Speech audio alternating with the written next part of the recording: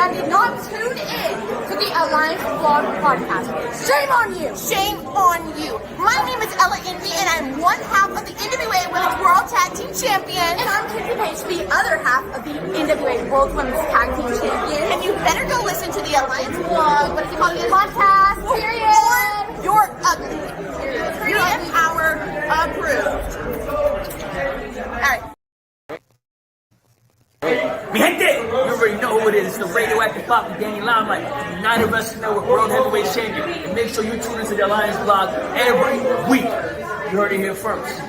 Straight from Pop. Are you ready? Power. You want answers? I think I'm entitled. You want answers? I want the truth. You can't handle the truth. What we've got here is failure to communicate. I'm building an alliance.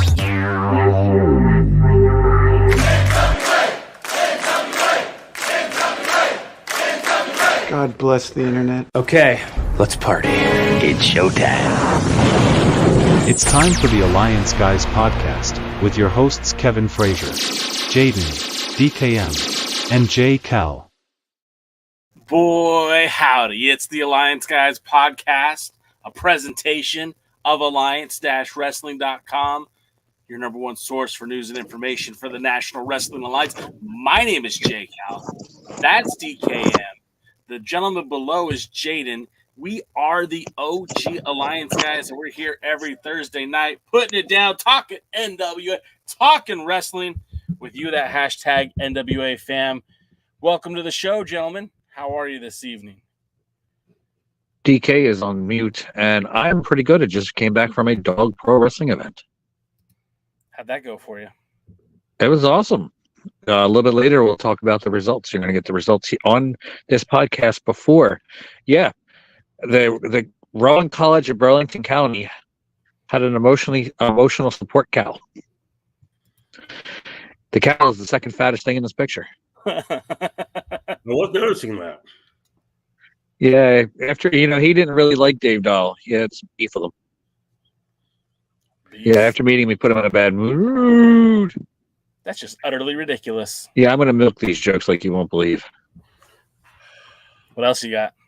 I have plenty, but let's get on to the card. Hold on. All right, how do I take this thing off? There we go. Dave wanted to ride the cow, but I figured the cow thought he was trying to mount him. Oh, my God. Ew. That's no bull. There's nothing wrong with that. It's not like it's an interspecies thing. DK laughed. I got him. Yes! Yes! They don't turn red. Okay, I wasn't expecting that from Jay. I'll be honest. All right. It doesn't get any better than that. Good night. Yeah, he really did hit his pinnacle, his peak. Yeah, Yeah. I don't think you can beat that. So, anyhow. Maybe if I can get the right logo up. Oh, logo and smogo. What does that have to do with anything? Well, it's not the pre-party. It's You're on the wrong side. What's that? You're on the wrong side. How about now? Yeah, that's better. Why don't we let Jaden ride shotgun tonight? I'm going to hang out down here for once. As long as I'm in the right spot for me. So I'm gonna slum it down here. That's all that's really important. I think we lost Jaden. Jaden, are you still here? I was never really there to begin with. Oh my! There's some points to that. Oh, what do we do when we grow up? Nothing. So why do we have to grow up? I'll let you know. I'm never going to happen. I'm never going to be a grown up. Definitely not an adult. Tried that once. First 15 minutes of my life.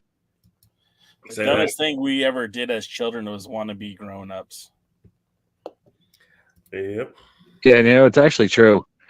Except for me, most adults, they want, as kids, they want to just, be adults so they can stay up as late as they want. Apparently, it's 9 p.m. for most of us. Yeah. Jay and I are the exception. Yeah. The way it goes is that when I was young, I couldn't wait to stay up late. Or when I was young, my parents sent me to bed at 9. I couldn't wait to be an adult so I could decide when I wanted to go to bed for myself. And it turns out it's 9. Yes. So you guys know I have little ones, and we've heard rumors, but we haven't seen DNA test.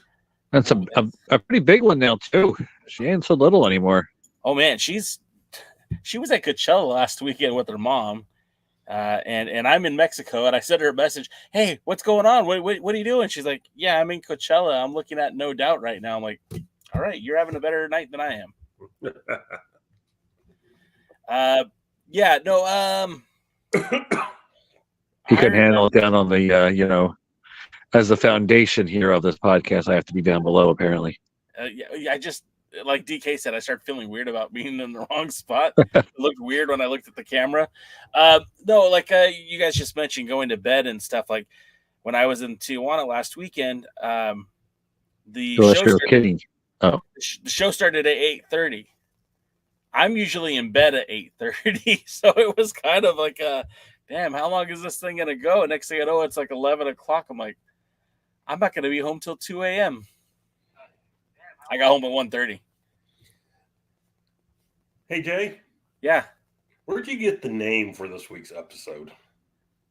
Slow it down, Daddy.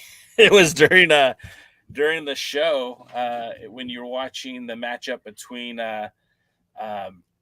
apparently I'm frozen. No, you're good. Still fine. Okay, then apparently Jay's frozen. No, I'm good too. It's just your computer sucks.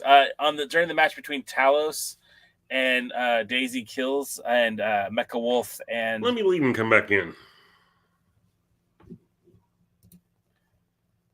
Well, now I feel like I shouldn't tell the story till DK's back here. And there he goes. Should I just wait to tell the story till he comes back in? Yeah. All right. So yeah, there was a lot of fun at the dog event today. Not only the emotional support cow, we were outside putting on the event. Well, you shot over some pictures, and I grabbed one of them because it looks like a pretty cool spot to do a wrestling show. I don't do shows. Dog does events. Sure. But that looks like a pretty good spot for wrestling in general. Now, what I don't see are cameramen. Was this filmed for a studio audience, or is this there to see it? It was recorded. Okay, good. It'll be on the dog YouTube page along with some more of the Rowan ones that haven't made it on there yet. There's 4 championship matches that have been updated since the last Rowan events. I just watched the women's WWGP championship match, which was a very good matchup between I'm sorry, I can't remember her name right now. Valerie Verman? How can you forget Valerie Verman? I should it should be second nature. VV, the double V, Valerie Verman. She towered over that young lady that she was in the ring with. It was it almost looked like child abuse. Yeah, that was Clara Carreras. I'm not Spanish, I can't say it. Carrera, maybe, I don't know. Anyway, Clara was to train some time at the Monster Factory. Works out with Ricardo Rodriguez. Trains works out. Is actually working on training right now with Lindsay Dorado. So she's really good. She's making a name. She's going around trying to get some experience and some training and working out and trying to make herself better. But she's also, I think, 5'2". Yeah, she's not a tall lass, and that's okay. DK, if you're here and you're functional, the name of the show, Slow It Down, Daddy, happened during the course of this week's Power when Alex Misery and Mecha Wolf were taking on Daisy Kill and Talos. There was something happened, and I was literally working on the write up for the show, and And out of nowhere, Danny Dills goes, "Hey, slow it down there, Daddy." So I just went with that. It just kind of worked. When you get a chance, send me the Michelos link. I want to get a shirt from him. Yeah. He's got so he's got his own gear, but then the NWA also has a shirt of his, and I have one of each actually. I'd rather give him the money, so I'll order from him. Sure. I'll see what I can do for you. I don't You know. got any new merch coming up? I have like 4 shirt designs that are currently supposed to be worked on. One of them is a callback to the original NWO logo. We'll see if that happens. Another one is a callback to something that Chance Prophet did a long time ago for the NWA. So we'll see how these work out. Obviously, if they don't look good, you'll never see them. But if they come out looking good, they will be up on the site. The guy that I use for my T-shirt design has been kind of having a rough life, a rough go, and he just doesn't have time for my stuff, I guess. Wow. Yeah, no, I said the same thing. Doesn't have time for a celebrity like you. Well, I try to go with the whole "I'm Kevin Owens" thing. Make the shirt, and he just didn't feel like it. So, if Jay is Kevin Owens, what are you, DK? What? Who? I don't know. I really have no idea. Doesn't really look like Sami Zayn. No. Well, now, I get it so much now that, for a while, there's a radio show I listen to out here, and the host, whenever he's talking to a female person on the show, he says, "So if you had to compare yourself to a celebrity, who do you think you look like?" And so, my wife was called in, and she gave her answer, and now I have one in case I ever call in. Okay. Yeah. What it look like? So what do you want to do now, guys? And I think her name is Angela Anders. Let me look. I'll tell you who. Was it Delilah After Dark? What the hell is that?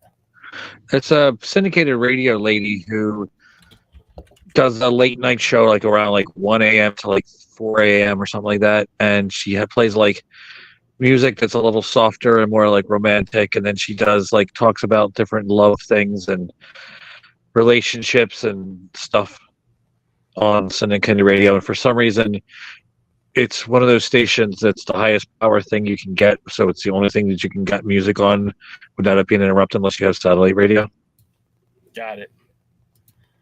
I will post the photo that my wife and I both think she looks like. Now, of course, my wife is not identical, but her face is very similar. Her eyes are the same color.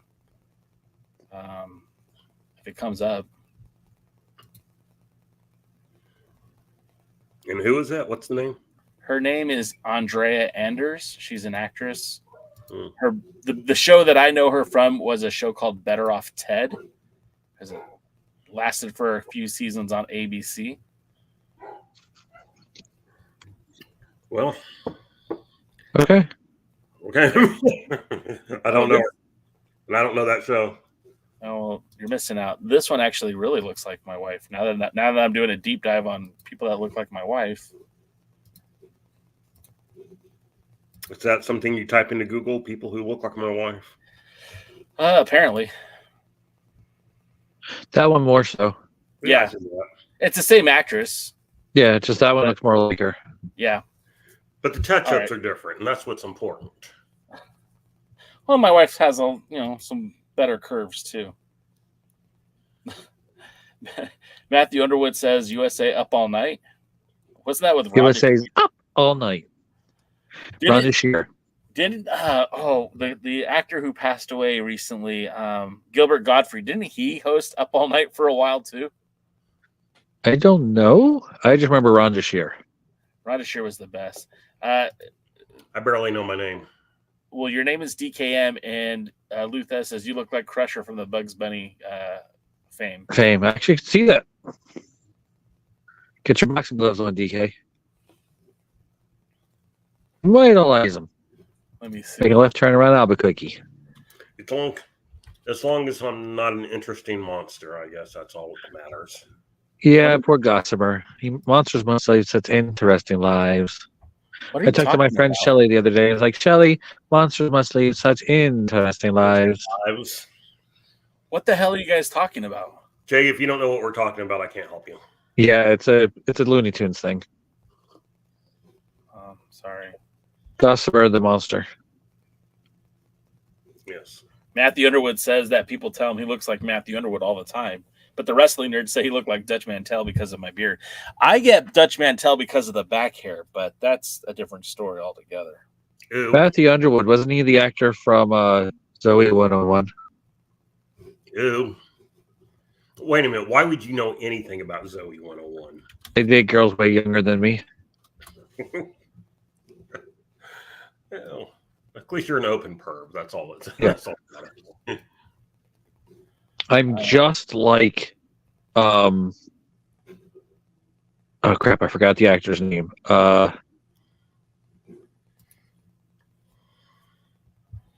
Kevin James, that's awesome.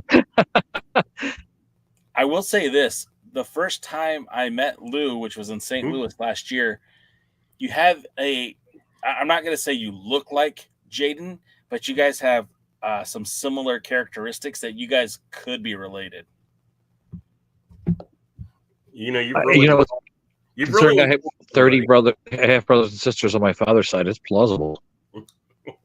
Would you say, DK? I said you really insulted somebody, and as soon as they figure out which one, you're in trouble. I know, right? I got nothing but love for these guys. Matthew Underwood has also heard Jason Biggs, Damon and Affleck, which is weird. And then Luke Affleck. Dad. The duck. I used to get from a boss that I had when I worked at Best Buy some 20 years ago. I had a boss who said that I look like Jack Black, and I'm like, what is it about me that looks like Jack Black? And then he would call me Shallow Hal because that was the popular movie at the time. Like, geez, man, that is such not a good fit. Way to go, Dr. Libre. But I never even had like the mustache, like if I had just worn a mustache, I'd get it. But like there was a point in time where your boy Jay just had the beard. I didn't even have the mustache. I looked Amish. Been spending most of your life living in an Amish paradise. Something like that. I missed you guys. How'd the show go last week? I listened to a little bit of it, but how'd it go? We didn't kill it. So we now know it wasn't our fault. It was Fordell Walker's fault. Well, we knew it was Wardell Walker's fault all along. Or at least we're going with that. I don't know what the thing is tonight, but Jaden's always fine. Jay locks up on me all the time, and half the time I don't know what he's saying. Really? And it's Can not you hear him? listening like normal. I hear you just fine, bro. Yeah, just like that. What? Yeah, Jay's actually perfectly fine this time, so I think it's your computer. I mean, I guess it is, but I don't know why it's just him. I can hear you fine. I've heard Jaden fine. Yeah, I usually sound like a robot underwater. Sometimes. Or like you're standing in a tin can. Those are my favorite.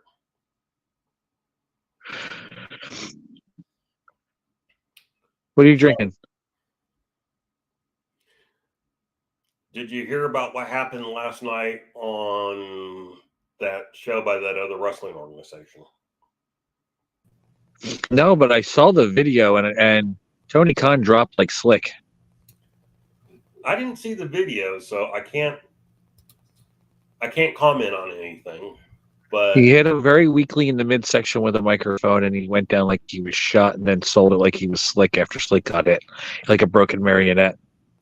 And then I think they gave him the Mighty Mark Driver 2.0. I saw a close up where Tony Khan's face was in, I guess, Nick's crotch or Matt's crotch. I don't know even which one's which at this point. And they said this is why he got into the business. And I just thought that's so awful, dude. No, it was Okada. It's what he was. It looked like he was servicing Okada. Oh, okay. Yeah, I saw that picture. Oh, he was at the show. He made a really bad mistake. He actually made an on-camera appearance. The biggest mistake is he didn't wear a condom or didn't let his wife swallow. Yikes. So I guess could have pulled out. The question is where do they go from here? Because out of business? What's that? Out of business? Oh, shit. Sorry, DK. No, if TNA can survive this long, I have no questions that AEW will be around as long as Daddy is willing to. If TNA will survive, it's like cockroaches. They'll survive the apocalypse. Okay, but all right, realistically, though, going back to this angle, storyline, whatever you want to call it, okay, you bring Jack Perry back, which, again, I think the biggest problem with AEW right now is they have Jack Perry feuding with a guy who he can never get a win over. He can never get over on because the guy works for a different company. And they play this up, and it's, okay, so Tony Khan gets hit with this. If Tony doesn't respond, right, if he does nothing, then he looks weak and ineffectual, and like these guys should be fired. They should be fined. They should be suspended. CM Punk made him feel threatened for his life, but never put a hand on him. And these guys, took him out. So like storyline wise, there has to be repercussions, right? But then if he does retaliate, now you have the Vince McMahon, heel boss going after the talent. He's not a heel. He can retaliate as a babyface. He can do such a thing. Obviously, this is not Bill Watts, but Bill Watts was able to get away with that. Yeah, but Bill Watts was a wrestler. Yes, I really, really hope that Tony Khan comes in and in cast and stuff like Andy Kaufman. What was funny is I was listening to the podcast that I normally do in the mornings where they were talking about this. Wrestle Talk, that's what it's called. Denise Salcido? No, Ollie and Luke. And but it's called Wrestle Talk. Anyway, on their podcast channel, which is a long one, they were talking about this. And one of the things a lot of people are worried about is that now Tony will become an on-screen character. And so he's not? Well, I mean, I was almost like he's kind of like a recurring on-screen character. He's, not never been on the show. He's not a main cast member, but he's definitely a supporting guest star. Right. So, and it's like, you pointed out all the problems that there are when you try to take a shoot and make it a work. Barely anything happened backstage. It was broken up immediately. It was 2 seconds, 6 at the outside, and who cares? And, this is a organization that people get beat up backstage all the time. And so, Tony Khan was saying he feared for his life. Well, I mean, I wasn't in Tony Khan's shoes. I don't know if he feared for his life or not. But so now you do something like this. Well, like you said, okay, we already know what happened in the real world. So if you don't do the same thing, we know you're just overly fake. Now, of course, anybody who watches AEW knows that it tends to be overly fake. But it's hard to screw those light bulbs in and figure out what exactly is going on. So,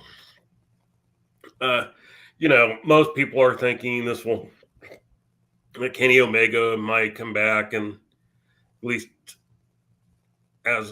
if not as a wrestler, as, just like backing for Tony Khan or something like that. And it all ends with a big, match for control of the company, an AEW faction versus the Elite faction, or Tony Khan faction versus the Elite faction, or whatever you want to call it. And Bah. That's pretty funny. I like that.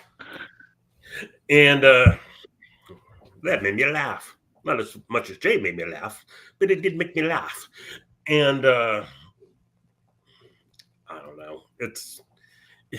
Here's the problem. It's been done. I haven't liked a control for the company storyline since Eric Henry and Skandar Akbar. That was what, 30 years ago? Longer? 40 years ago? No, 30 at least.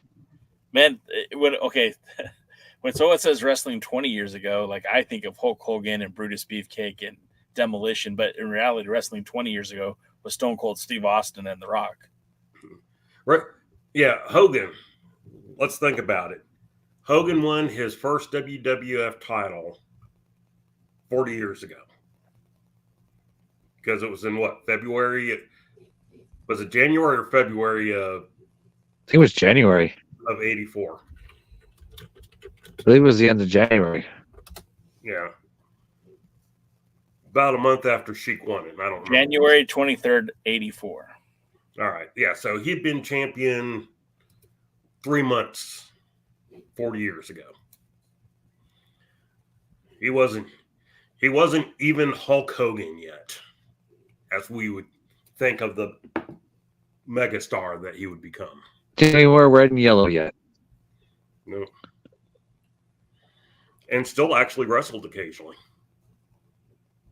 Way more. Here's early WWE stuff. He was way more. I mean, wrestling against Terry Funk probably makes it happen, but Well, I mean, he and Bob Backlund teamed in a match just before he won the title, and he was using actual wrestling moves and wrestling holds and everything. And it's not that he never had the ability to do them; he just didn't need to. work smarter, not harder, brother. That's right. I saw his stuff when he was working in New Japan during the original IWGP tournament, and he looked pretty good. Check out his match against Muda or even Hansen. Yeah, and he was a big guy moving pretty well. It was always kind of, and a buddy of mine who is a fan of wrestling but doesn't watch the independents, mostly just watches like WWE, occasionally watches AEW. He'll see stuff on the internet and send it to me like, I didn't know Hogan could go. And I go, yeah, brother, dude could work. He just didn't have to. Didn't have to. And Vince didn't like it. Yeah. Why? I mean, and that's the thing.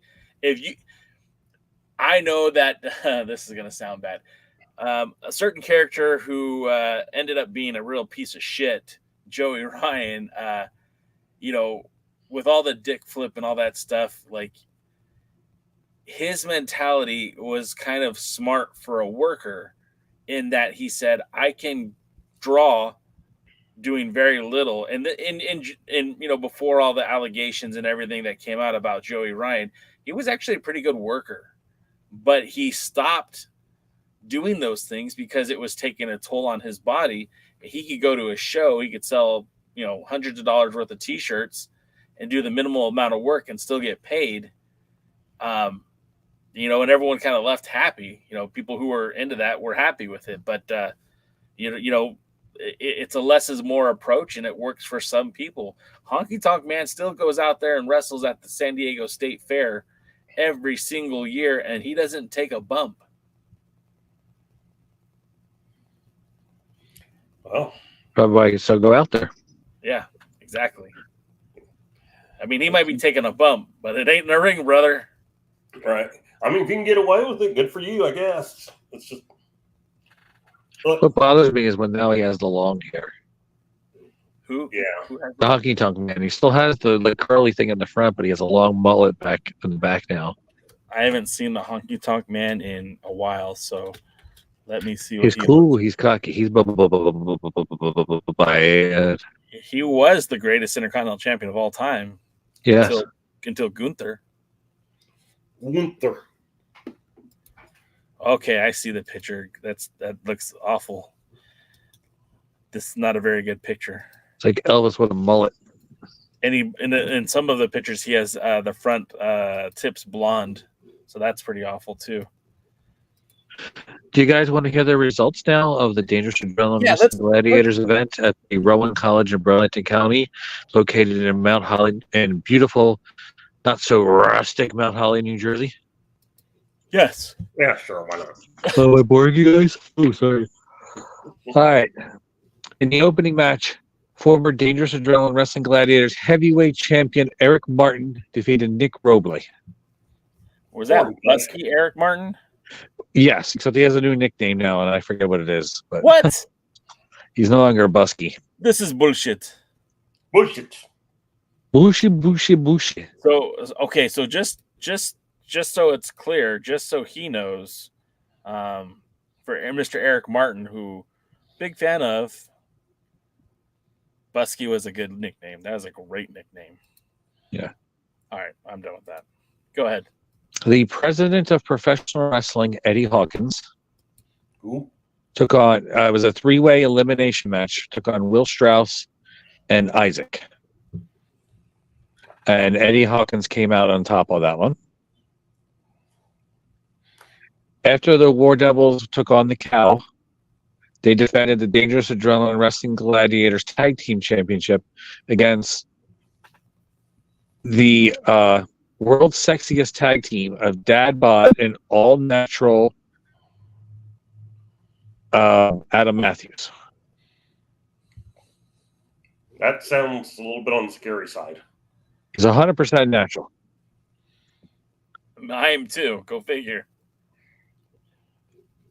Former WWE Cruiserweight Classic superstar Anthony Bennett defeated the Silver Lobo. How was that match? Actually pretty good. Excuse me, I'm so sorry. Do you have favorites when you're at these events, J9? Like, I know you're so busy with everything else helping facilitate. Yeah, I see very little of it, honestly. Yeah. Basically, the only person I cheer for is whoever's beating Daydall. My favorite baseball team is the Angels, right? And my second favorite team is whoever's playing the Texas Rangers.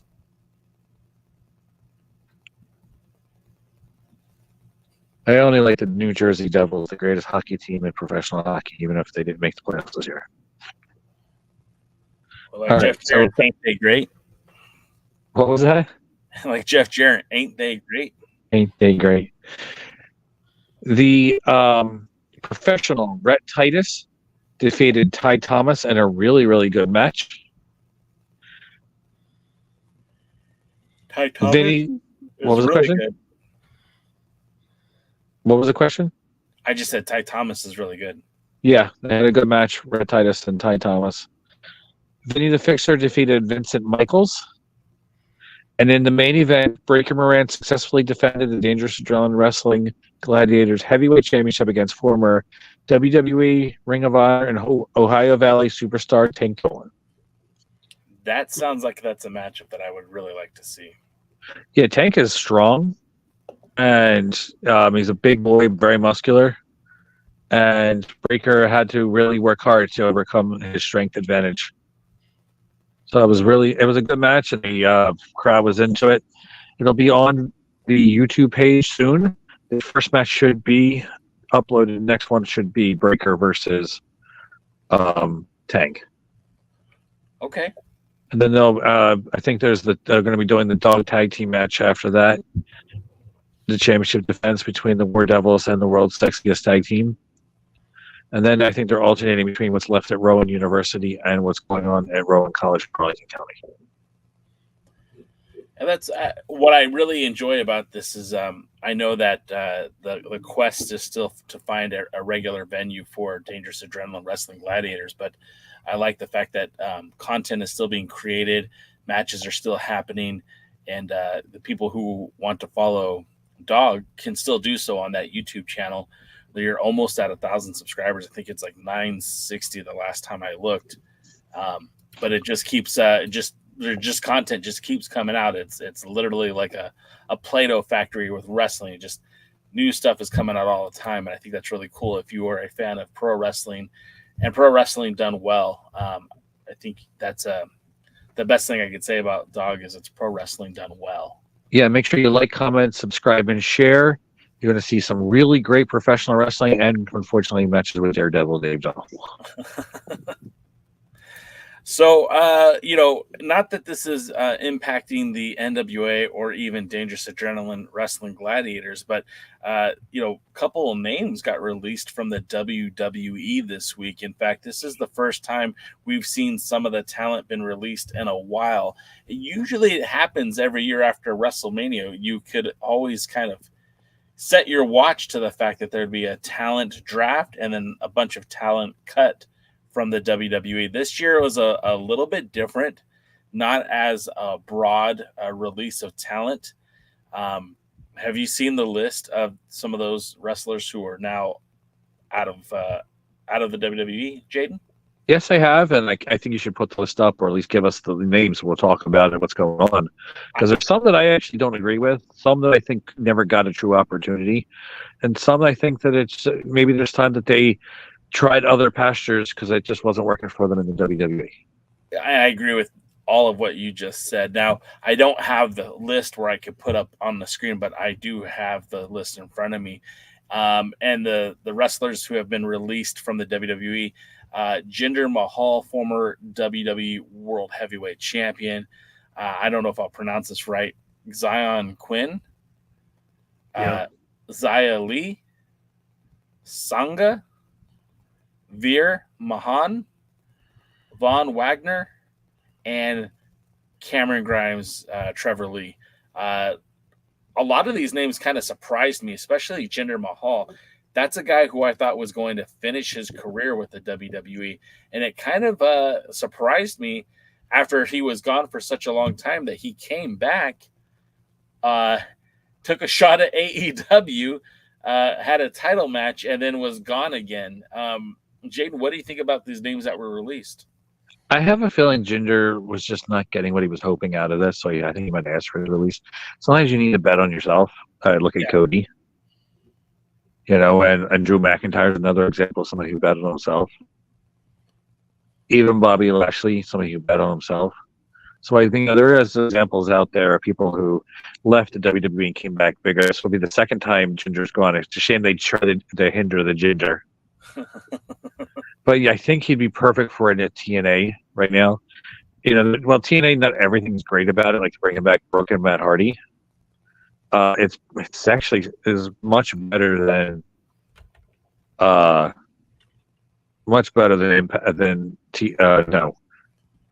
right now, in my opinion. I've catch a lot of highlights on it, and there's some potential now with Jinder. He's more talented than I think the WWE lets him be.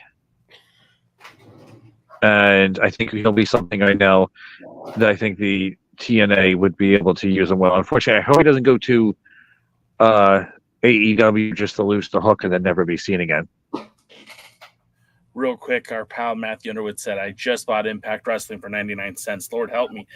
I think that's a good investment, to be quite honest with you. I didn't know the company was selling that cheap.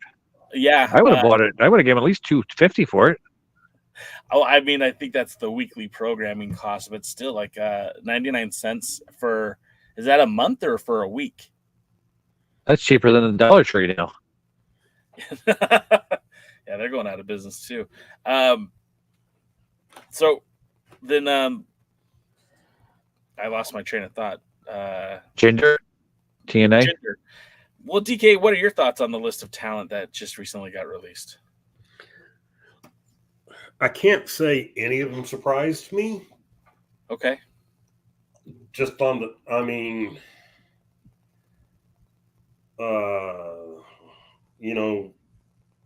both Cameron Grimes, and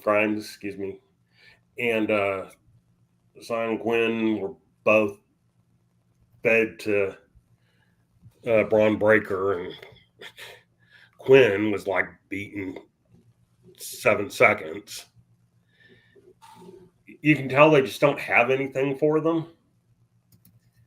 And so the others they just weren't using. They tried to make a big deal out of Veer. He's coming. He was on his way for like longer than anybody else. It was like 6 or 7 months or something ridiculous. and then he shows up, hurts like 3 people, and then disappeared. And then it was just kayfabe hurt, not real life, and then disappeared. And I mean, Xia Li hadn't even really used her in. They didn't use her that much or that well in NXT. And Von Wagner, I'm sorry, he was somebody that. That was a picture that I took when I went to the show. Is it grainy for you guys too? Yes, a little. It looks a lot better when I downloaded it. But Von Wagner, what do you think about him? Von Wagner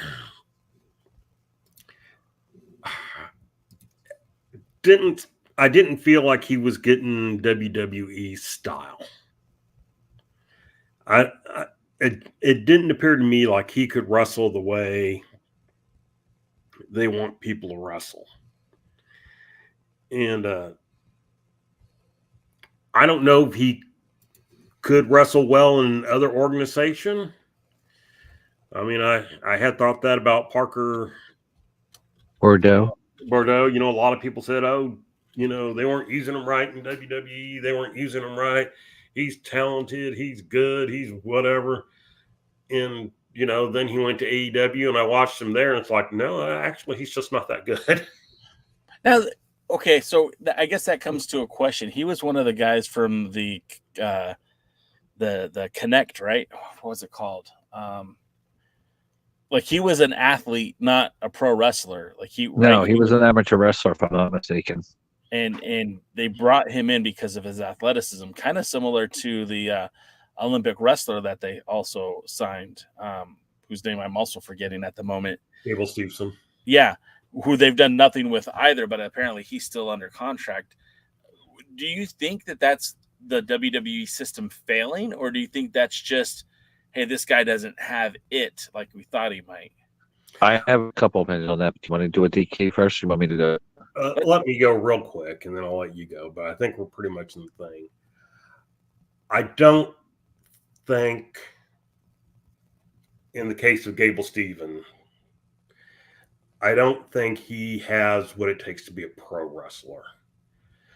He's only had like a couple of matches, and you know, one of them was a horrible match with Baron Corbin, and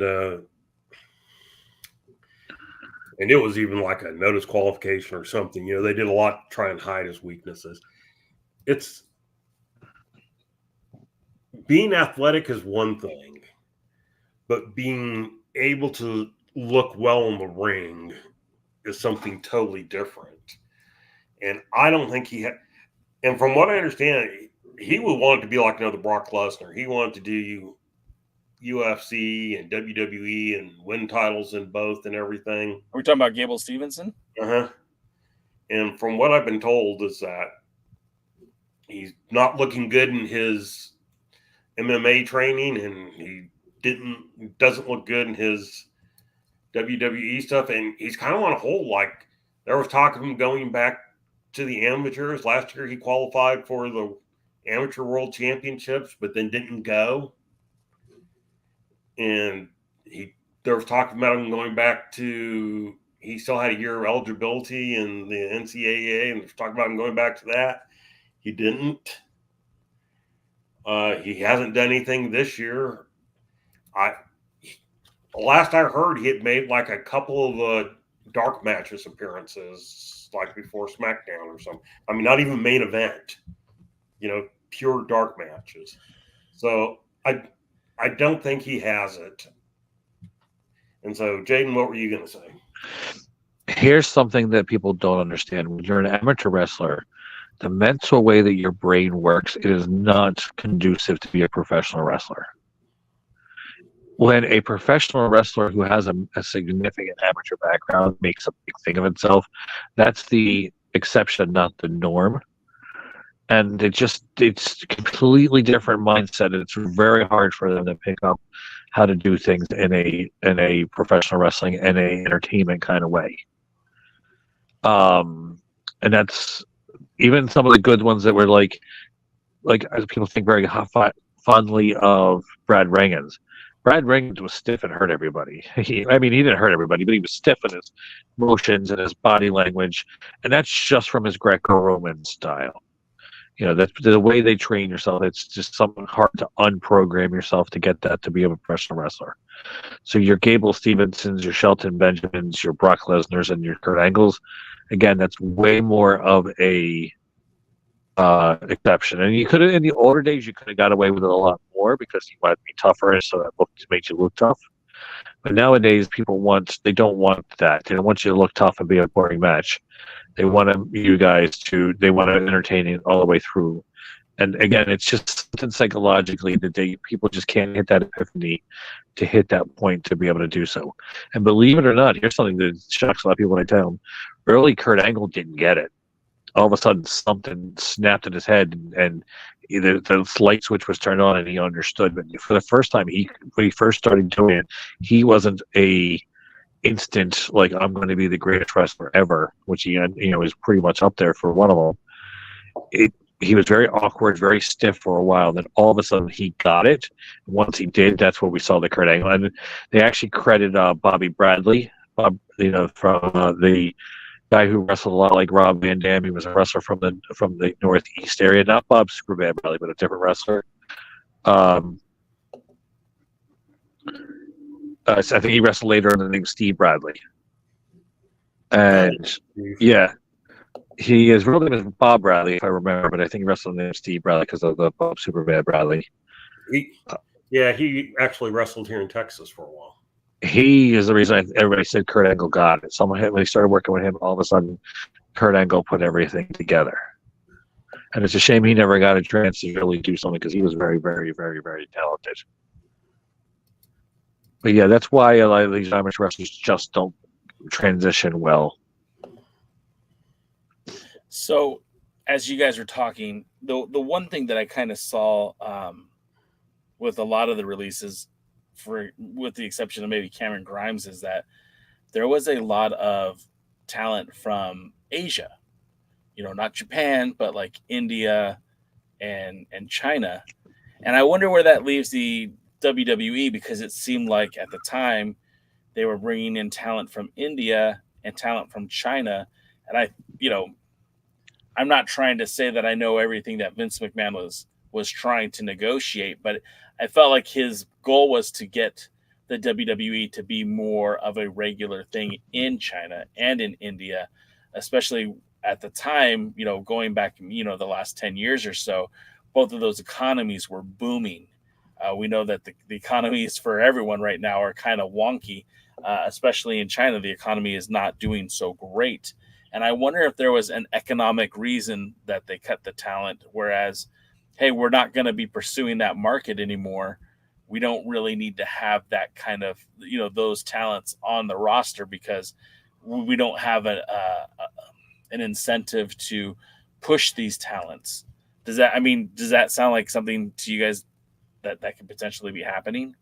Possibly. You do need representation always. Like if you want, there's always people that will lead to somebody, their particular race or nationality or something, they'll lead toward them. But I think they stocked up on those talents, thinking that they were going to make a bigger impact in those markets. And right now, it's just not the right time. It's partially a timing issue, too. Yeah, it wasn't any secret at the time that Jinder Mahal won the world title after being on a huge losing streak. Then all of a sudden came out of nowhere and won the number one contendership and then won the title. There was no secret that they thought part of the reason was because they were planning on doing the show in India. That ended up not happening. And then Jinder Mahal was booked so bad that nobody wanted to see him anymore, and it was getting ready to be him versus Brock Lesnar at Survivor Series, and people were just like, God, no. And they took the title off of him. Yeah. And started AJ's year-long run or whatever. And it's just so, yeah, in a way, I think they had signed Vince McMahon liked big guys, which is where you kind of got the Veer and the other one, whose name I can't remember off the top of my head. And Sanga? Yeah, that's right. And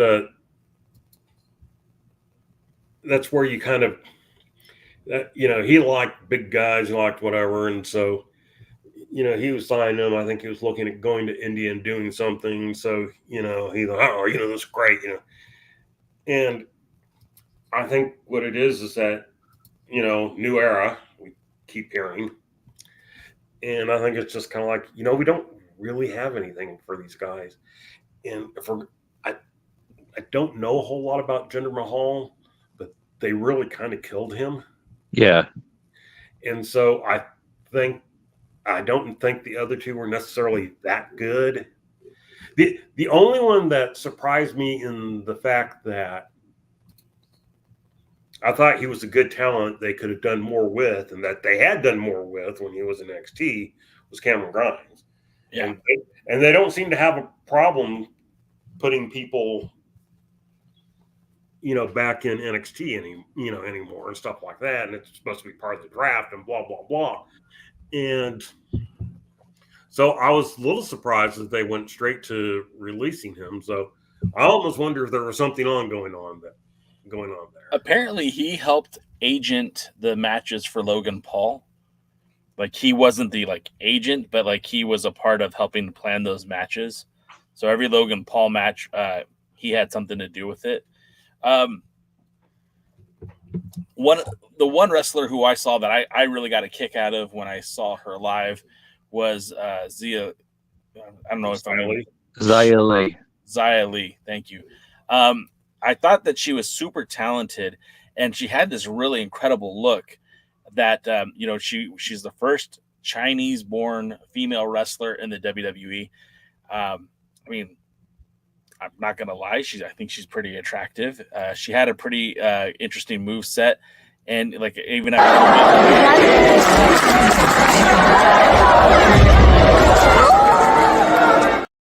so I didn't mean to play it twice. So she was pretty talented. I get it. She's not maybe the main event, but certainly I think she could have been serviceable. I look at a talent like her. I look at a talent like Cameron Grimes, and even to a lesser extent, I look at Jinder Mahal. Do you think that those firings are going to end up hurting the WWE at some point? Like, these guys might become stars somewhere else, be it AEW, TNA, New Japan, or somewhere else. If they do, as long as they don't burn any bridges, they'll be back. Xia Li will probably go to her home country and become a big star in her home country. There is wrestling in China and the Philippines and all that area too that she can probably work and make some money if she wants to. Yeah. I think Von Wagner might be able to get away and get something out there and his name work somewhere. And because he is the son of Wayne the Train Bloom, and he's kind of tall. He's got some good size to him. I think maybe he needs a good tag team partner. Maybe create a new tag team, a new Destruction Crew or something with him. I was going to say Wayne Bloom of Destruction Crew? Yeah, the Beverly Brothers, Bo Beverly. I was always a Mike Enos guy. I'll handle this, Mike. That's what he would say every time Mike Enos would try to talk in the interview. But I think he could be something. He's got some good size. Good luck if he can continue it out. A lot of times, too, these guys, they say, oh, they want to be a wrestler, but when they get released, they just completely fall off the map and don't show that they really want this. I think Trevor Lee is the one with the most to gain from, even though I know he was very upset, I think he's the most to gain from getting away from the WWE right now. Impact would probably immediately make something out of him. Again, I would stay away from AEW. But I think Impact would be a good way to get his name. I'm sorry, TNA. Finally got myself saying Impact. Now I have to go back to TNA. I think he would be a good addition for them and really make a name for himself too. What's interesting about that is Matt Cardona replied to the video, said, "Don't worry, bud, you're going to be all right. Just realize I don't take dives." I think Cameron Grimes is a guy who, he said multiple times he wants to wrestle. He's going to get out there, and I'm sure he'll be working that same circuit that Cardona's in. I'm sure he'll end up in Game Changer. He'll work in MLW. He'll basically work anywhere that he can.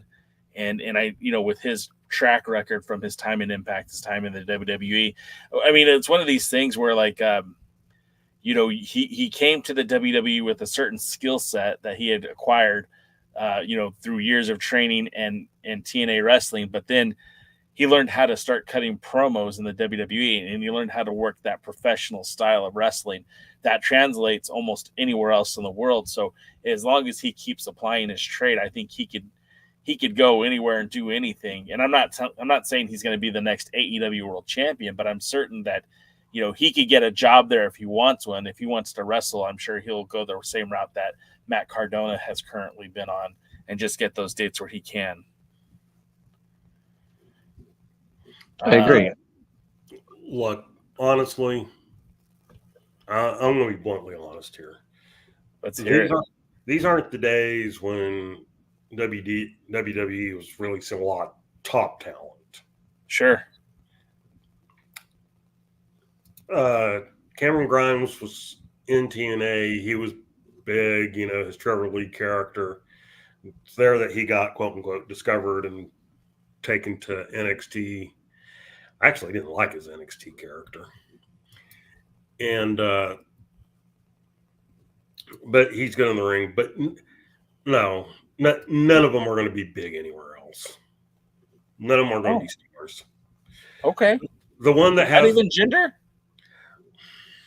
Your head, your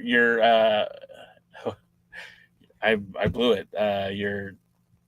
What's the gender line? Come on, Jade. He's trying to hinder the gender. That's right. You're hindering the gender. And honestly, I think he's been so wrecked by WWE that it's going to be very.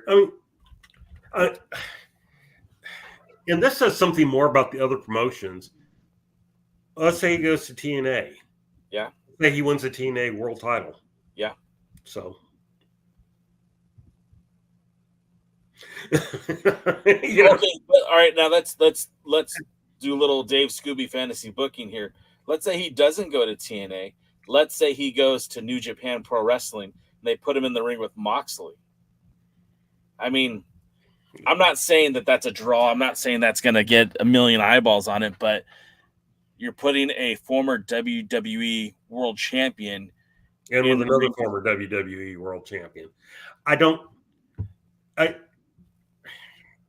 see that happening. Okay. I mean, it's not like Jinder Mahal was a popular WWE champion.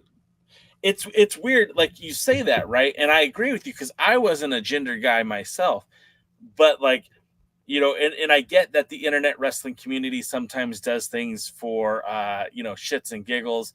And I know it's also a silent minority, or let me say that again, a vocal minority, but it seemed like he had a pretty decent following on social media, especially right around the time when he was, taking, I guess Tony Khan was taking shots at him and he was firing back.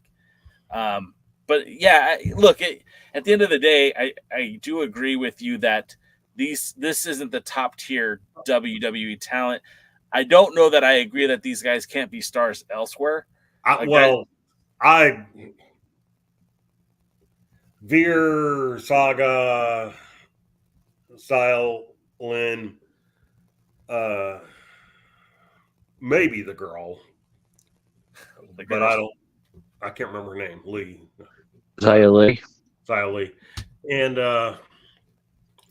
but again, it's almost like, no, they're just not.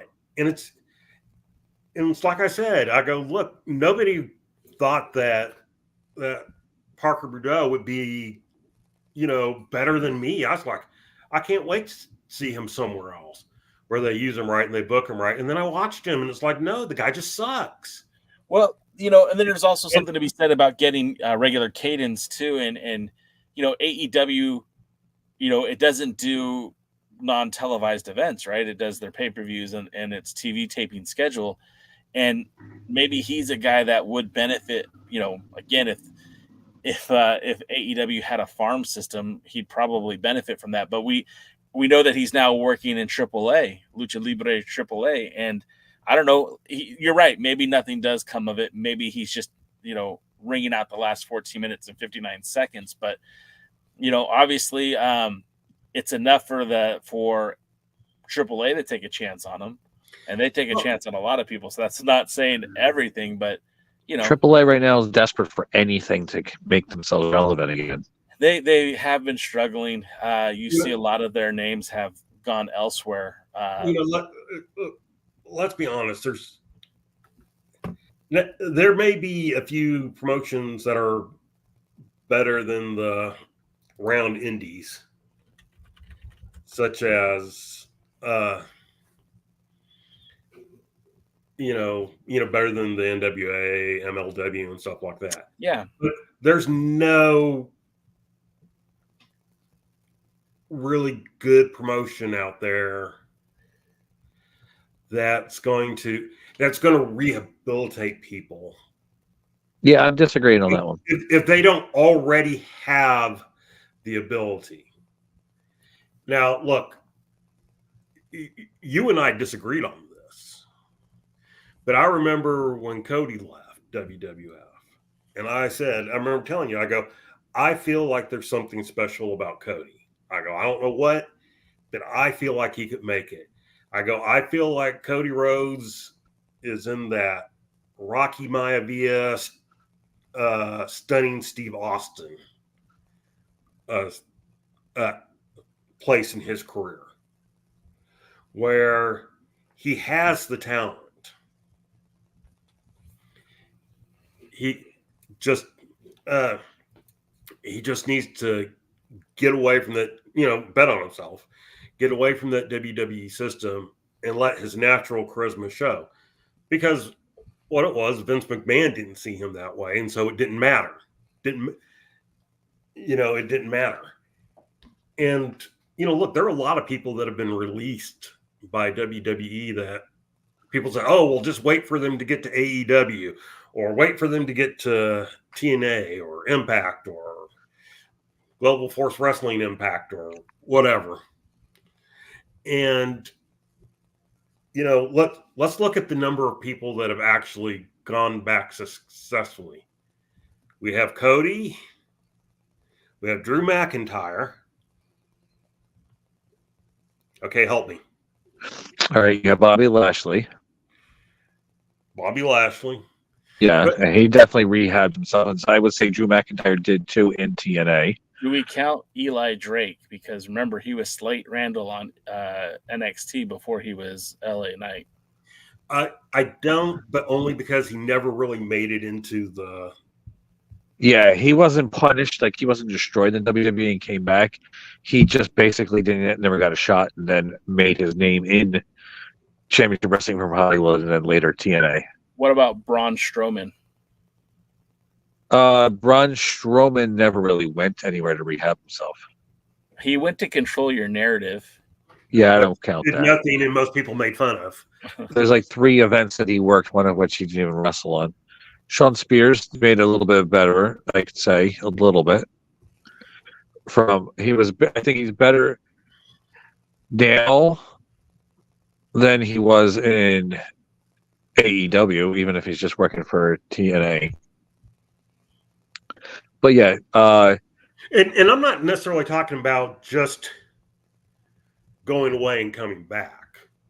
I'm talking about going away, elevating yourself. And, Cody Rhodes never would have been world champion if he had stayed. Most likely. Would you say the same thing about Drew McIntyre? Like the same? It's hard to say because he was the golden child.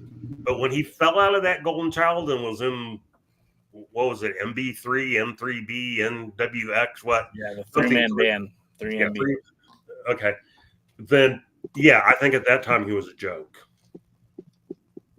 And I don't know that he ever would have a lot of this is how Vince saw you.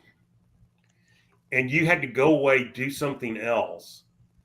And Vince didn't watch anything else. So other people had to come and go, Vince, Drew has been TNA and he's looking really good. And, he seemed, and, sometimes there are other issues besides just wrestling that will kind of get you released to attitude problems. Well, then let's go back to Bobby Lashley, because he was an ECW World Heavyweight Champion at WWE ECW. Then he went to TNA and he was like Mr. TNA for a while, Mr. Impact Wrestling. Came back to the WWE and had the World Heavyweight Championship, right? A couple times, yep. Yeah. Here's somebody that Johnny Nitro. Johnny Nitro, that's a good one too. What about a guy? Use him right, but he definitely rehabbed his reputation in there. His reputation came back for a year, but never did anything really. I mean, but that wasn't because of him. That was because of. I think that was just because he was brought in just to have somebody there, but they had no real plans for him. What about Psycho Sid? Well, and that's fine, but again, I'm talking about people who've gone away and came back as something bigger. Sid went to ECW. Like he had that feud with Hogan, right? The mini feud with Hogan. Then he disappeared. Then he came back as Shawn Michaels' bodyguard after Diesel, and Shawn feuded, and then would go on to hold the world title, beating both Shawn Michaels and Bret Hart. Before going to WCW, becoming world champion there too. Yeah, see, that's different though, because there were still territories and a WCW to do something like that. Okay. But what about Ron Killings? R-Truth. Yeah, no, absolutely. I think that he would be another poster child, because when he was in the WWE, he was the tag team partner for Road Dogg, and they had really no heat because that wasn't. I'll be honest, I didn't watch during that time. There was no that was not the DX was where Road Dogg got over, not teaming with Ron Killings. So he left. He went to TNA Wrestling, became NWA World Heavyweight Champion twice, got back into the WWE. Never really a world champion, but certainly he held the tag titles, the 24/7 title, and really became a prominent character on the show. So yeah, I think he counts. Ron Killings, who after all these years had his first WrestleMania moment, which is proof that maybe sometimes he can stick.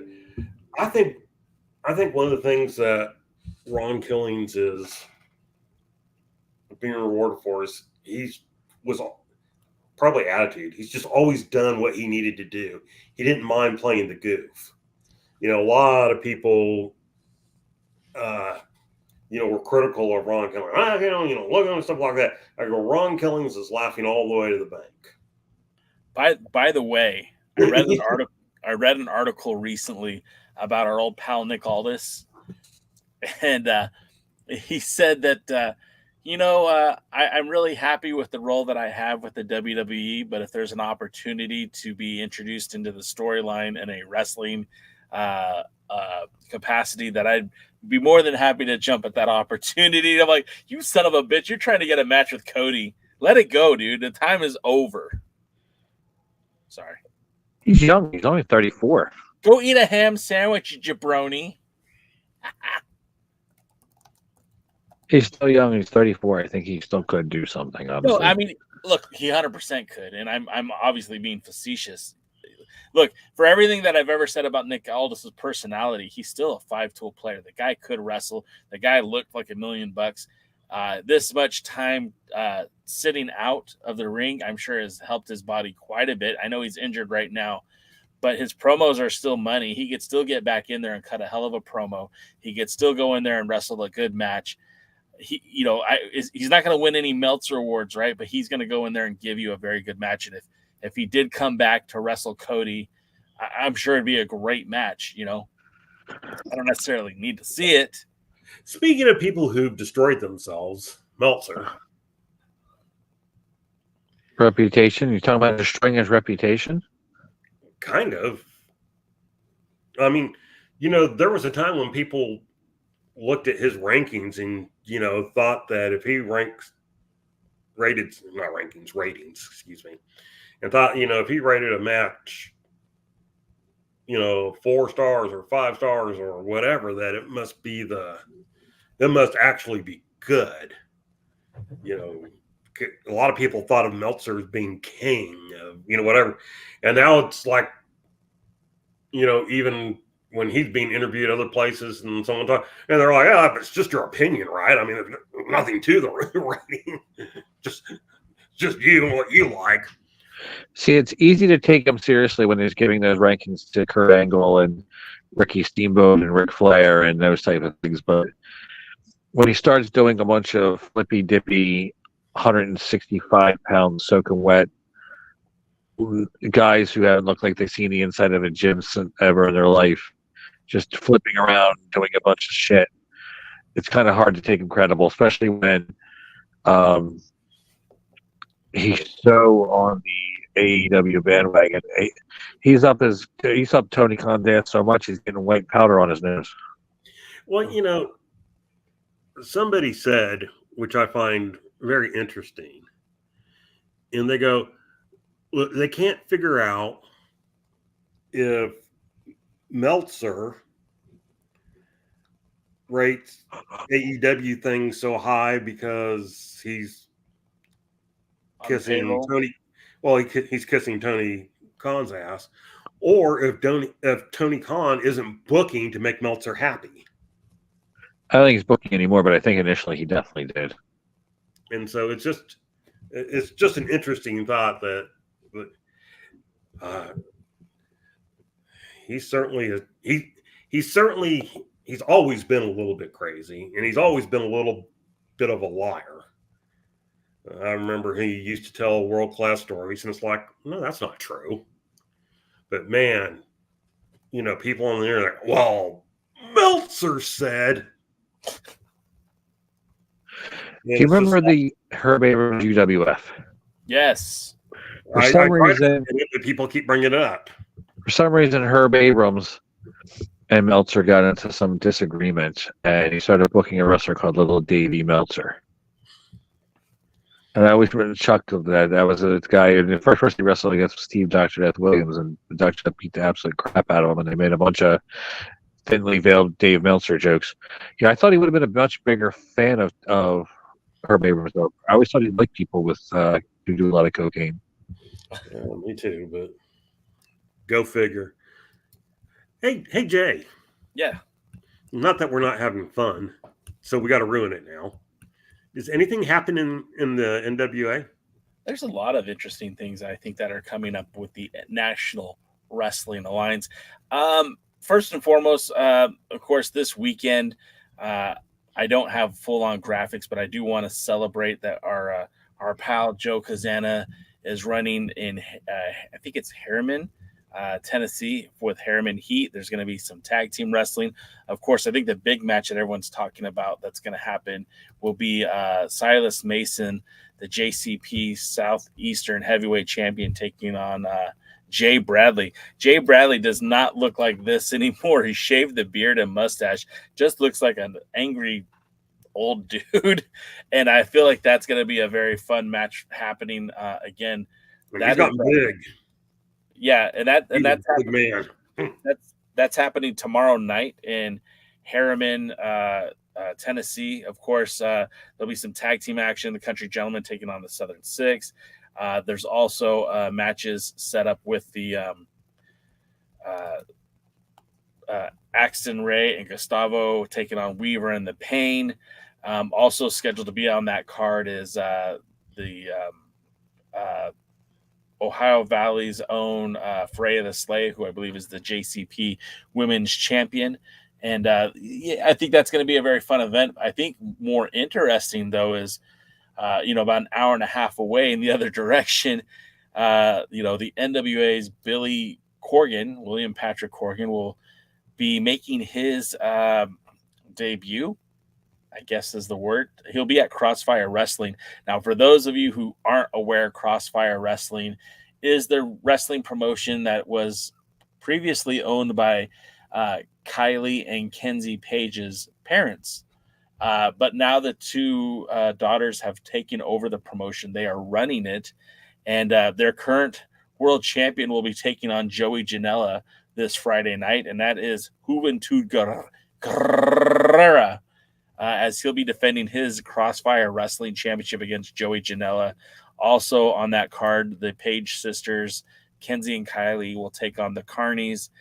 And then the important thing about that is every time that Billy Corgan has been at one of these events, it's led to some sort of an association or being invited to be a part of the territory. And a lot of people are already speculating that that's the case because the announced event that's happening on June the 1st in Knoxville, Tennessee, is back to the territories. And on that poster, you could see a couple of territories recognized on there. You have Exodus Pro, you've got Joe Kazana Promotions, you have Fight the World Wrestling, you have NWA Chicago, you have World League Wrestling, which I didn't even know it was considered to have a working relationship. I know they did that joint event, but I didn't know that this was something that would be carrying on after that. And of course, Kross Fire Wrestling. So it seems like the NWA is starting to galvanize at least its territories and or associates of the NWA.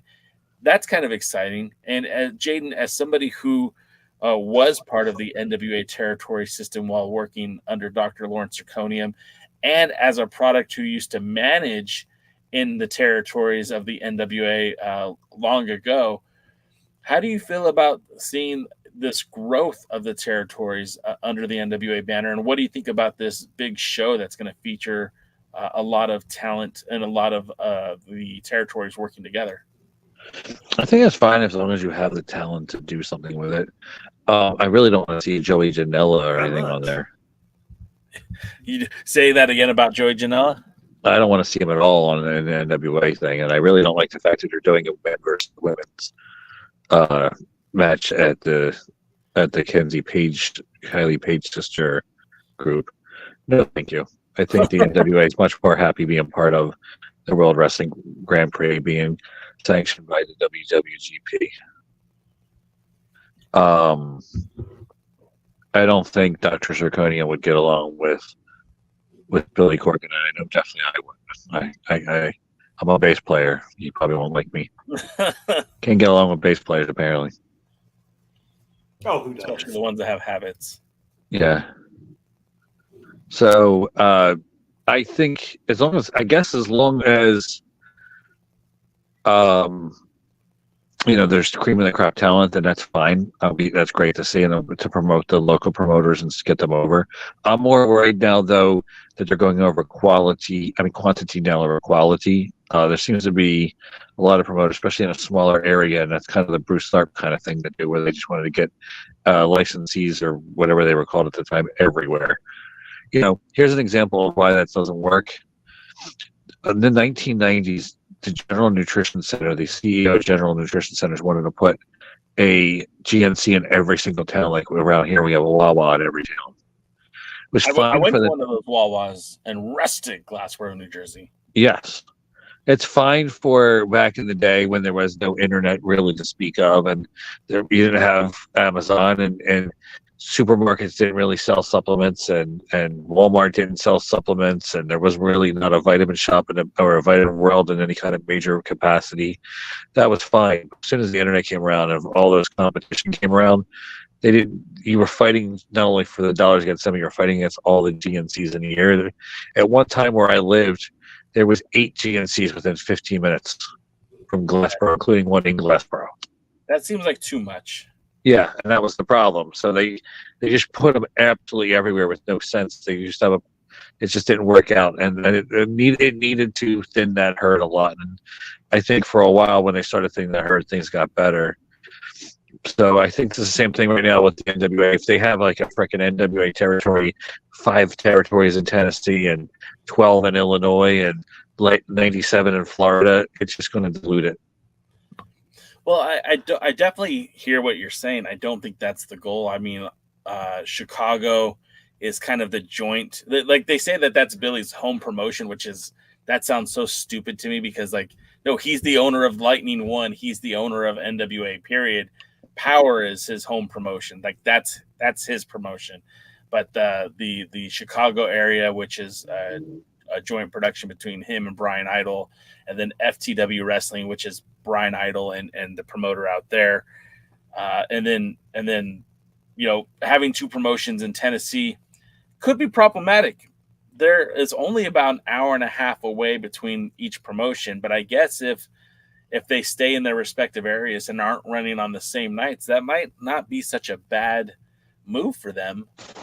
But like I could see if there becomes an overabundance of promotions there, like you can't have Kross Fire and Joe Kazana promotions and then add someone like our old pal Tony Givens and Innovative. I think that would just be way overkill. Or you can't add another promotion like the old the returning Saw Wrestling that based on the promotion that was associated with the NWA. I don't think you could live with that, but I think with the two promotions, I don't think that would be too bad. There is a time, if I remember my math correctly, there was 5 promotions in the NWA promotions running in New Jersey. 5 in New Jersey? I'm trying to remember this now. Like timelines are a little weird too on this one, but I know there was NWA North Jersey, there was NWA on Fire, but I don't think it was called that then. Liberty States. Yeah, Liberty States. There was NWA Force One, NWA Coastal, NWA Dog, and that was all running within New Jersey. And I'm not even counting things like Billy Firehawk's promotion or anything like that. Well, I'm just talking about like all within a smaller period of time. I thought Coastal came after Force One. Force One was still running when Coastal and Dog were all, and World One were all running in New Jersey at the time. That was Carino's promotion, right? It was Carino was associated with it at the time, I think, but I think somebody else actually ran it, but I might be mistaken. But yeah, there's ones right there were all running at the exact same time, and I still think that we were missing like Liberty States or something else around there, or On Fire, or somebody else was running New Jersey also. So that's just in New Jersey. That's not like a huge state like Texas. Yeah. A lot of people used to give NW crap because there were several Texas promotions, but most of them were close to each other. And the ones that were basically run by the same people. So the closest, I think, was we had one in San Antonio and one in Austin, which depending on what part of San Antonio and which part of Austin can be between 1 to 2 hours away. Right. And, and one down in Houston, which was about 2.5 to 3 hours away. One in, Dallas, that was, or Fort Worth, I guess it was. And we're 3 hours from Austin, 4 to 5 hours from Houston. So, we did have quite a few, but we weren't next to each other. We also forgot about NWA Vintage. Oh, yeah. Oh, I forgot about them all together. Yeah, that was all just New Jersey. Wasn't Vintage also one of the charter members of the World Wrestling Grand Prix? Yes. Ironically, all the promoters in the World Wrestling Grand Prix sans one were former NWA promoters, and they all kind of fell out the wayside, except for Dangerous Adrenaline Wrestling Gladiators. All right. Well, so again, the territories are growing. Whether that's good or bad is kind of yet to remain to be seen. I guess we'll just have to kind of see what happens. Of course, those are the two events that are happening tomorrow in their respective towns in Tennessee. Of course, the Back to the Territories, that happens in June. But before that, your boy Jay and DK are going to be going to some Crockett Cup in Forney, Texas. Y'all gonna get horny and forny. I'm glad you said it because I can't. That's only a few weeks away, and we have no idea what we're getting ready to walk into.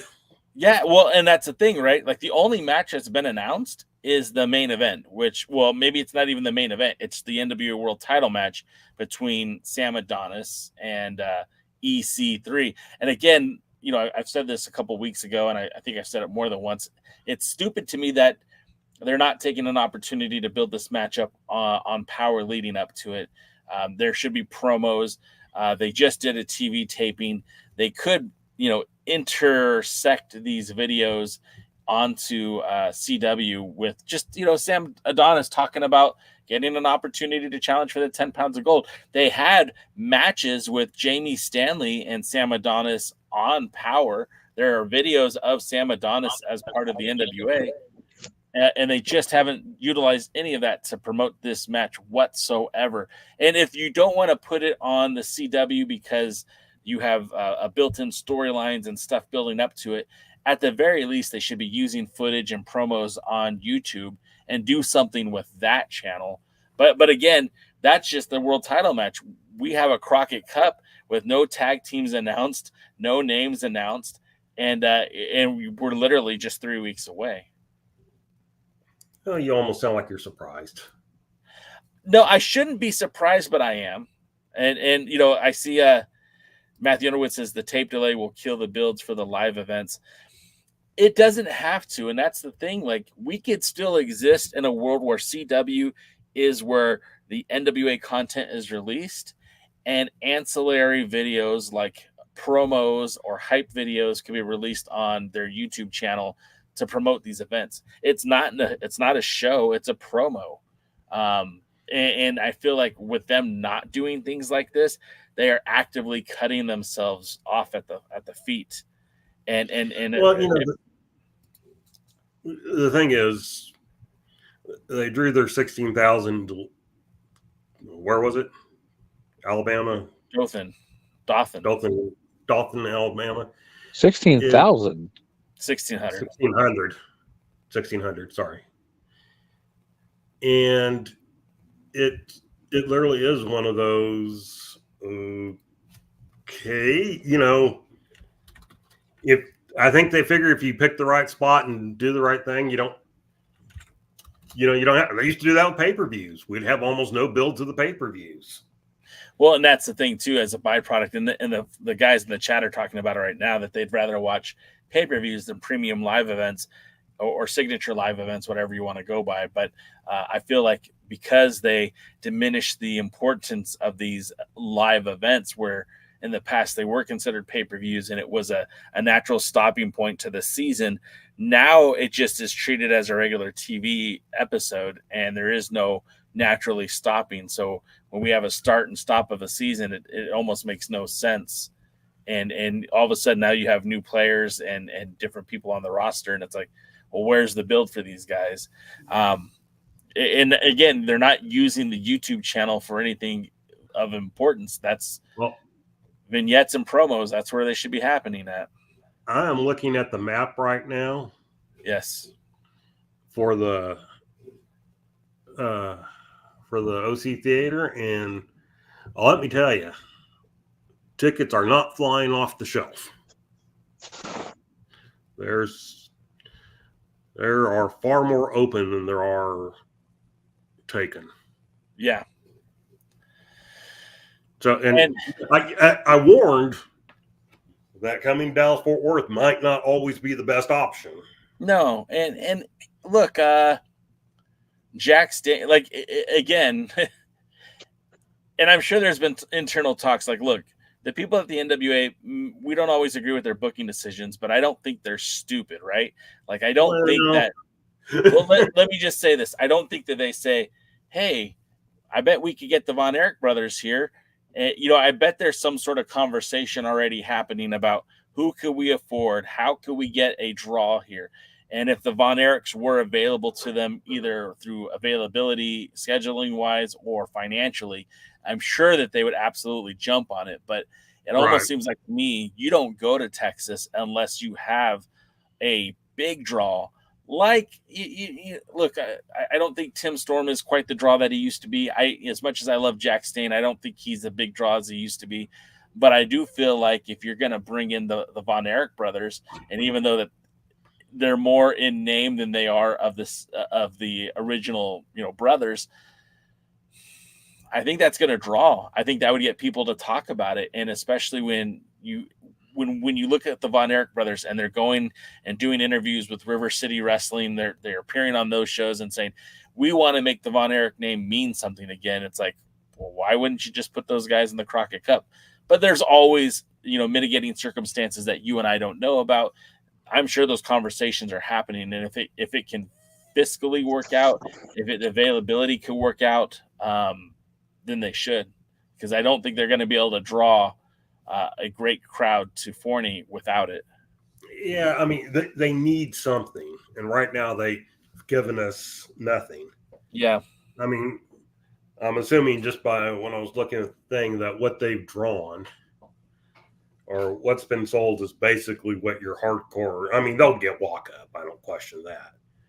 But, whereas some of the other places they've sold out or they've sold a lot of tickets or,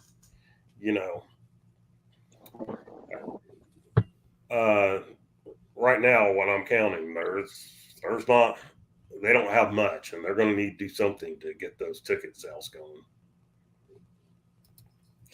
And then, of course, after those events that we've already spoken about, we do know that there is set to be the 76th anniversary show in the shadows of rustic Glassboro, New Jersey. You have Philadelphia, the 2300 arena, and that's where the 76 will take place. Again, no card to be determined. And then, of course, return to Dothan.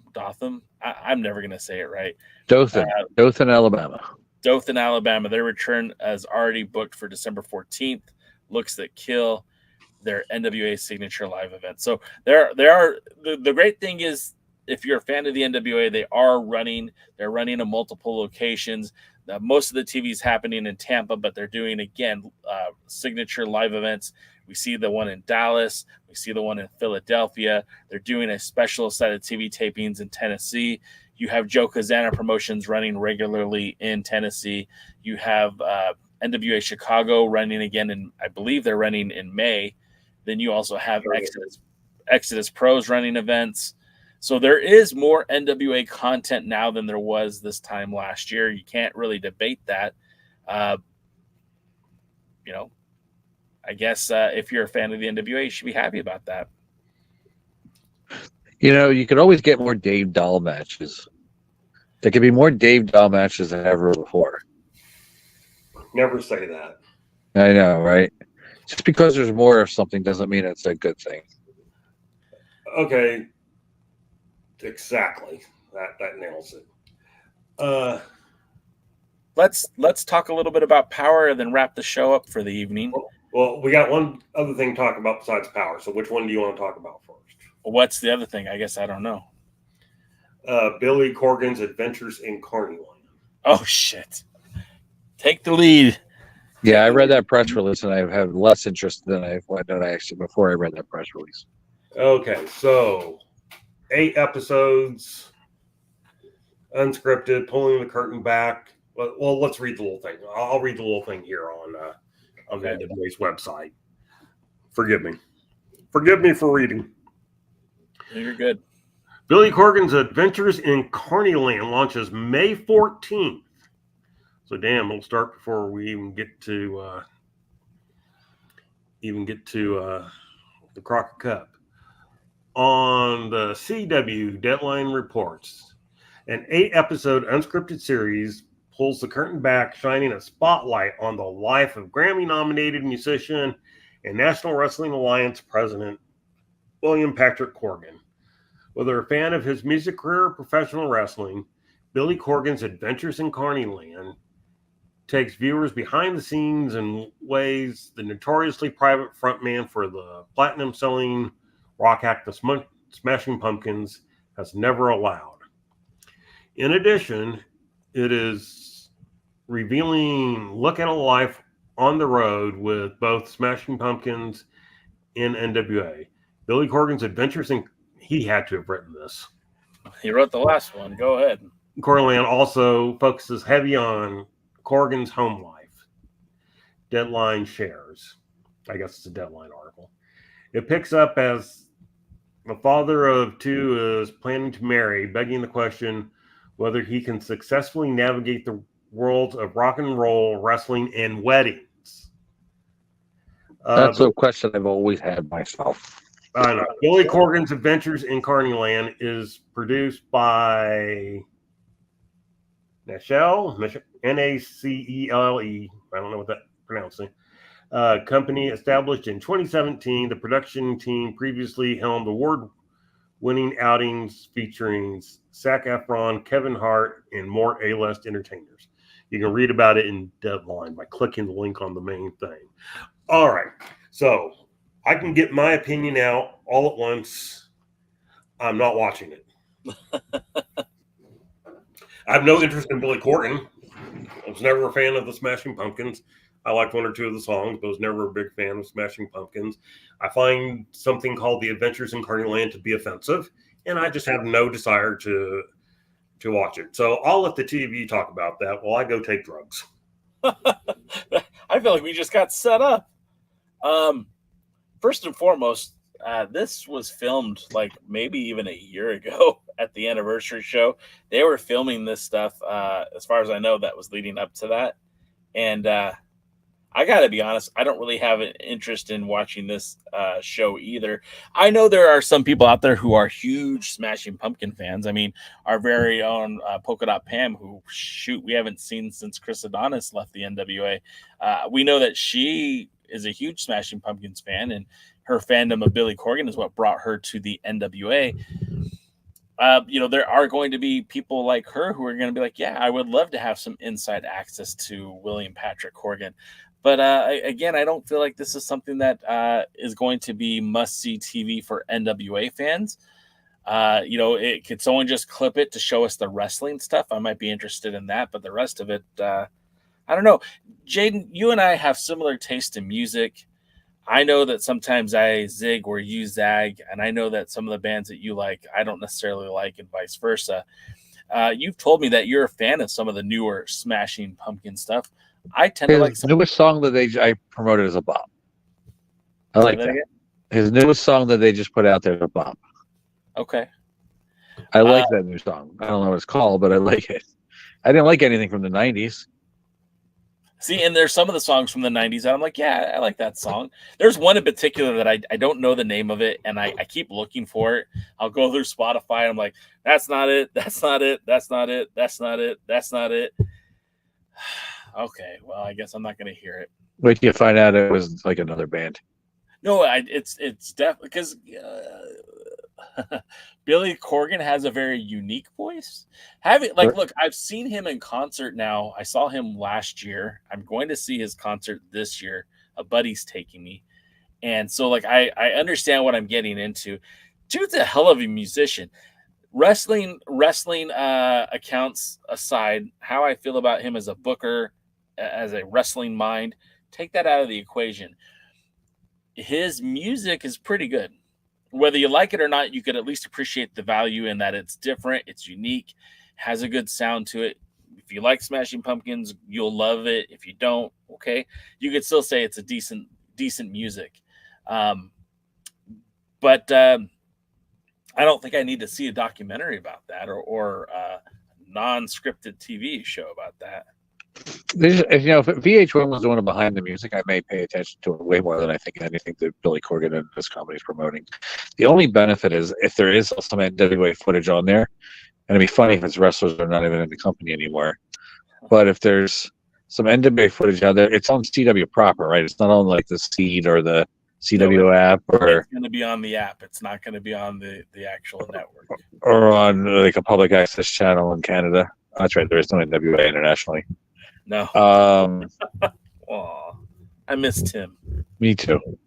But yeah, it's on the CW app. People might see something and catch, but the problem is they may catch it and say, "Okay, what's this?" and then watch the booking and watch the thing and like, I'd rather go watch midgets fall into a wood chipper.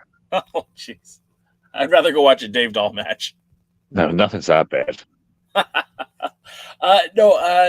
I could see that point of view, and I don't think that you're wrong on that. Like, with them being on the CW app, what they were hoping and what has happened, I don't know if they're the same thing, but I think the hope was that that they would gain more of a following being on the CW app. And of course, if this show is, I think the kids say, if it's lit, if it's a banger, if it bops, if it gets a big enough following, I'm sure the hopes is that people will tune in to see, you're going to see,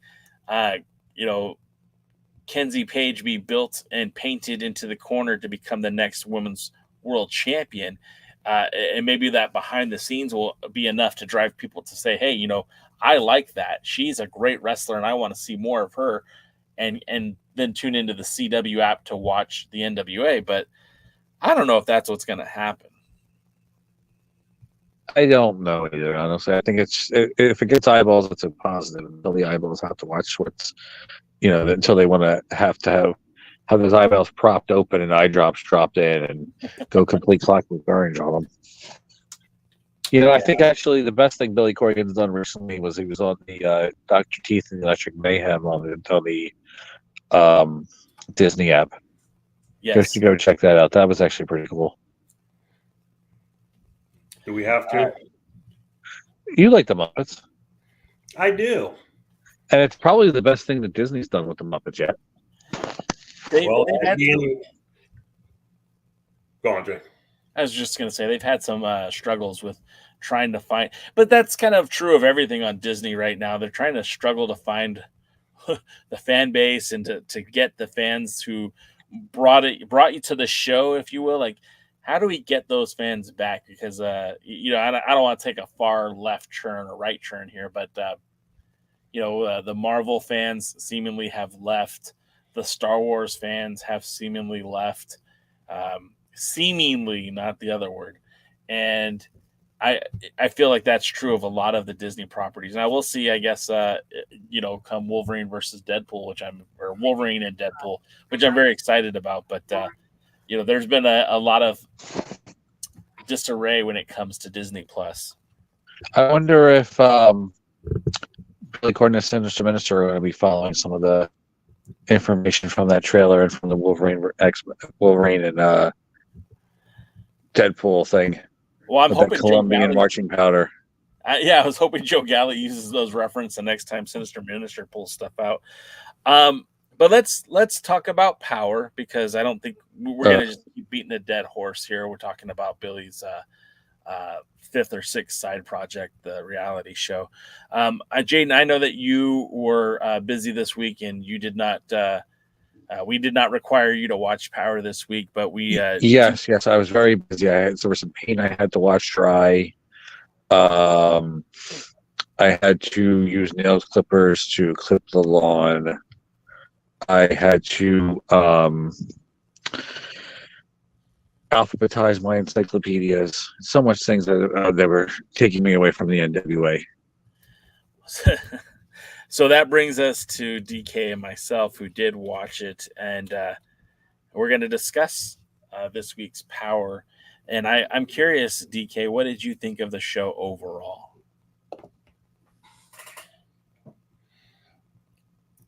Overall, their in-ring action was some of their better stuff that they've put out recently. Yeah. Their booking still sucks. Yeah. And we have to talk about what is a main event.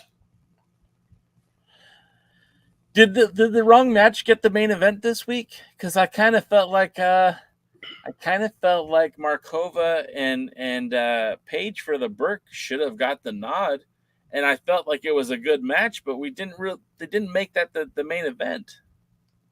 Well, you see, and this is where we start talking about what is a main event.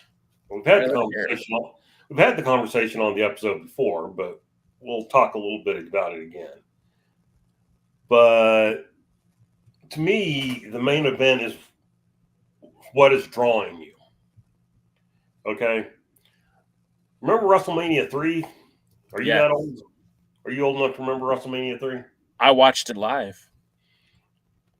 You watched it live. Wow. Okay, WrestleMania 3. What was the best match of WrestleMania 3? Macho Man Randy Savage versus Ricky the Dragon Steamboat for the WWF Intercontinental title. Okay. Hillbilly Jim and Little Beaver versus King Kong Bundy and Lord Littlebrook. Yes. That might have been. Okay, what was the main event? The immovable force meeting the immovable object, Hulk Hogan versus Andre Elegante. Unstoppable force. Yeah, I messed it up. Anyway, here's my point. The main event isn't the match that goes on last. The main event isn't necessarily what you would think would be the best match on the show. I think everybody going into WrestleMania knew the best wrestling match was going to be Steamboat and God, well, I can't remember his name. Sandy. Macho Man. Yeah. So, and that could have been a main event on its own. But who sold more tickets? And I promise you, it was Andre versus Hogan. That's why it was the main event. So you have a world title. You have one of the most popular wrestlers in your organization in the ladies world champion, Kenzie Page. Even as a heel, she's, probably one of the most popular wrestlers they got on there. Markova has her fan base, and she can certainly work in the ring when allowed to. And so I would think this is the match that you want to put out there. This is the thing. And they said their main event was a 6-man tag match between a team that's not getting along with another person who is meaningless to most of the people who watch Power, and the Miserably Faithful with the double TV champion, a guy in a sadomasochist outfit, and another tall guy who can't win the big matches on any show that you've ever put together. Doesn't even have big matches. And so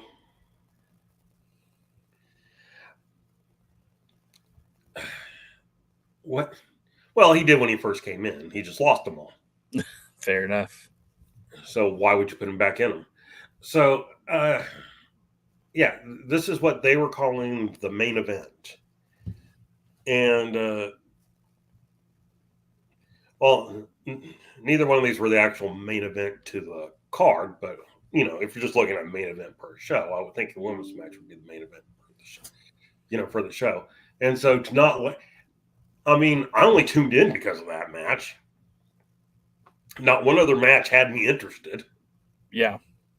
So, and the afterbirth of this match made me want to bomb it, but I don't know. What were your thoughts? You tell me.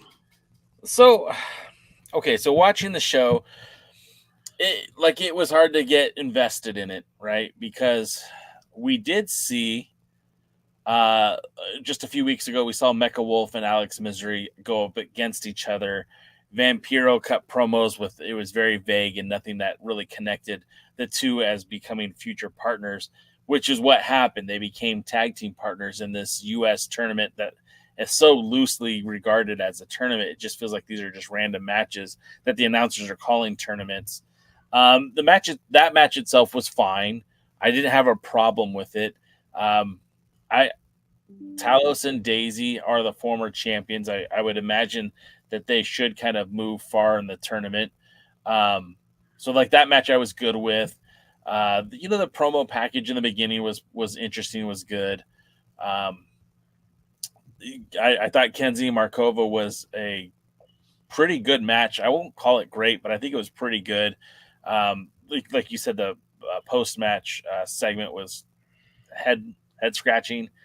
And then the main event was, not very good. And I like a lot of the guys that were in that match, and it just wasn't very good. So yeah, to your point, like the main event, the main event should have been Kenzie and Natalya. I don't know why it wasn't. I mean, and they could have left it in the same spot of the show. Yeah. They didn't have to shuffle things around. Mm-mm. They could just say, the main event for this, for this evening. Because all you have to do is say, we'll show another match if this one, doesn't take us to the, TV time remaining, whatever. Yeah. Used to do. So, I mean, this could have been the main event. It could have been stuck in the exact same thing. I mean, it's not even that I thought that the 6-man match was in-ring action was garbage. Just me having any reason to care about it was like, I don't care. I mean, honestly, the only person Sal could be completely backstage now. I would never need to see him up front again. And the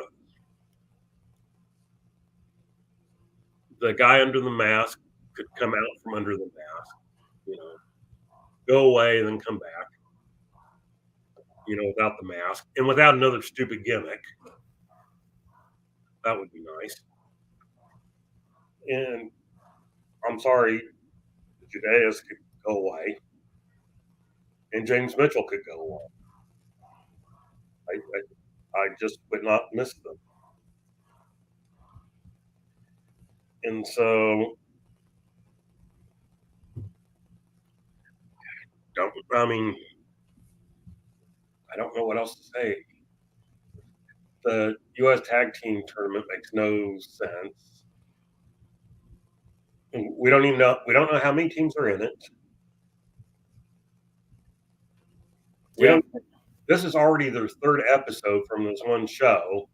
We know there's another episode coming, but they haven't even talked about the world title match. So is the world title not going to be on the show, or are they going to get 5 episodes out of this show? Well, yeah, I mean, they haven't mentioned anything about the season, but they did mention that Silas Mason has relinquished the national title to challenge for the world title, and that did happen at Hard Times, but we haven't seen that match yet. Yeah, we haven't seen the national title match yet. What are they advertising for next week? I don't remember. Well, that was supposed to be part of the tournament too. So anyway, yeah, I'm confused on what they're doing. I'm confused on what they have planned.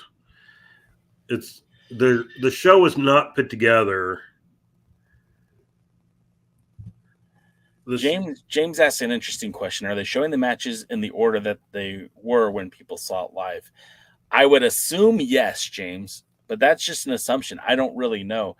I think if I was in charge, which I'm not, but if I was in charge, I think I would take the matches that I feel like would benefit the most from being seen first. Now, obviously, like crowning the new U.S. Tag Champions, does that even have to happen this season? Like, I don't think it would kill anybody if it happened at Crockett Cup.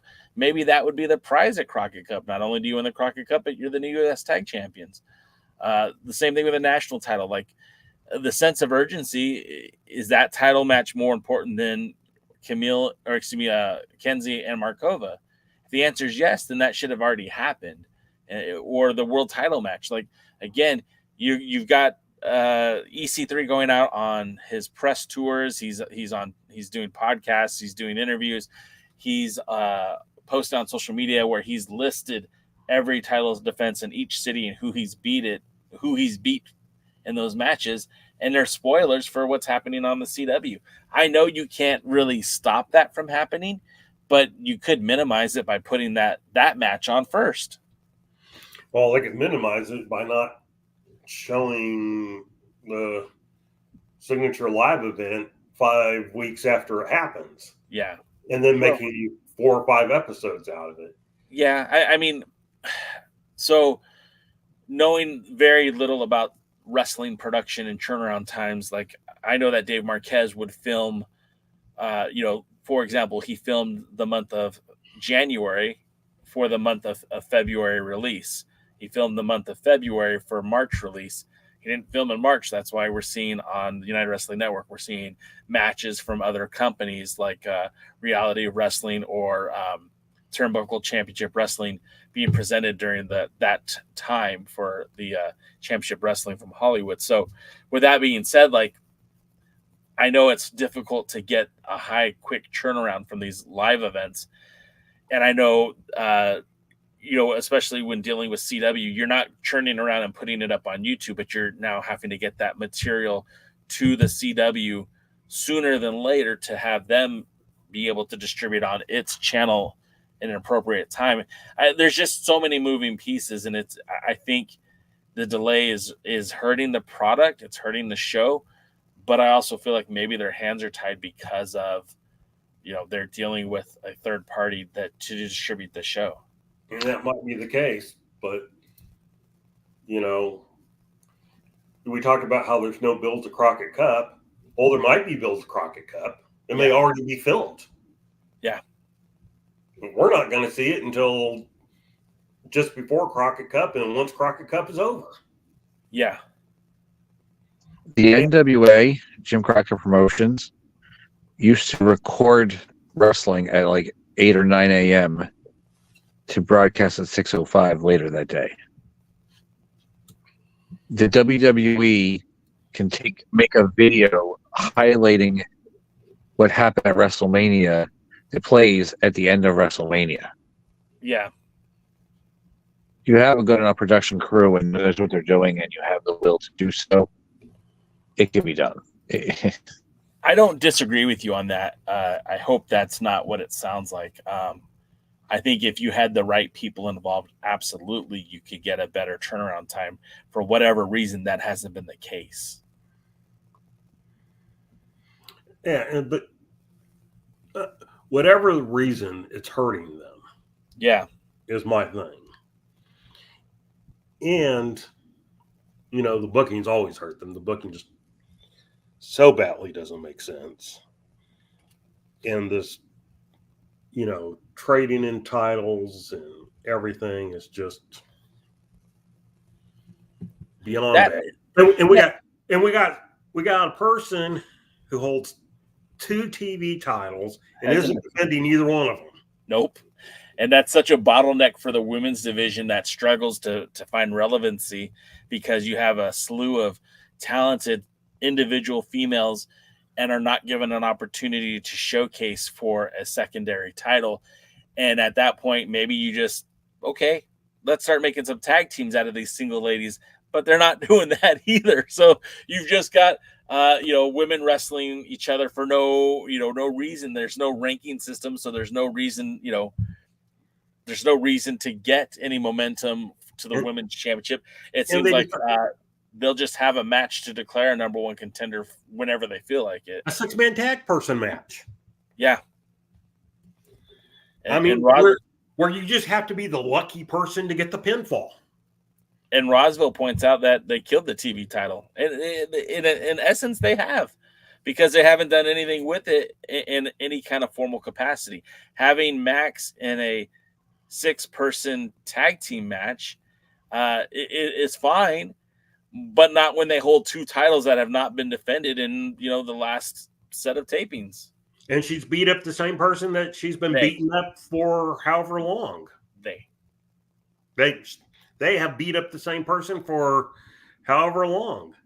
And how long is Mims going to keep getting his ass kicked by Max before he learns to pick his battles and choose his battles differently?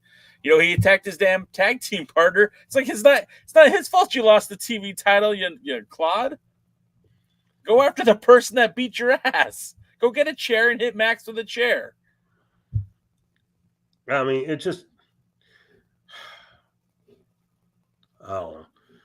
It's like I watched a clip from WWE where they broke up the Imperium tag team or whatever. And it was like that Russell Hawkins said in the review, this prolonged thing of the one member, treating the other member, whatever, oh, you poor thing,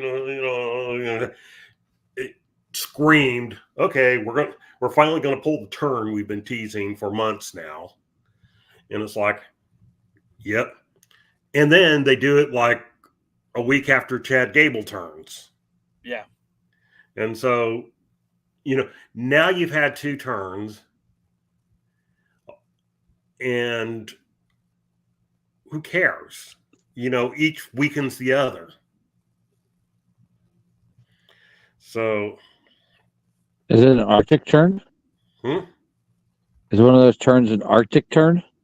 Arctic? You've never heard of an Arctic turn? It's a they left me cold. Sorry, that was good. What's an Arctic turn? You're on mute. What's an Arctic turn? It's a bird. I have to send you a Whose Line Is It Anyway clip. You'll understand that probably a lot better. Okay. I love inside jokes. I hope to be a part of one someday.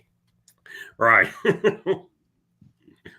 Noob says that he's interested to see what's going on between Markova and Vampiro. I'm willing to give it a chance. Hope it won't flop between now and the Looks That Can Kill in December.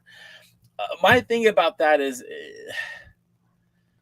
it might be an interesting direction for Markova because obviously what they're doing with her right now isn't putting her in a position to win titles. They don't see her as a champion for whatever reason. I don't know that Vampiro is the person to put them over. I mean, remember the last time they put Vampiro with existing champions, those guys lost their titles.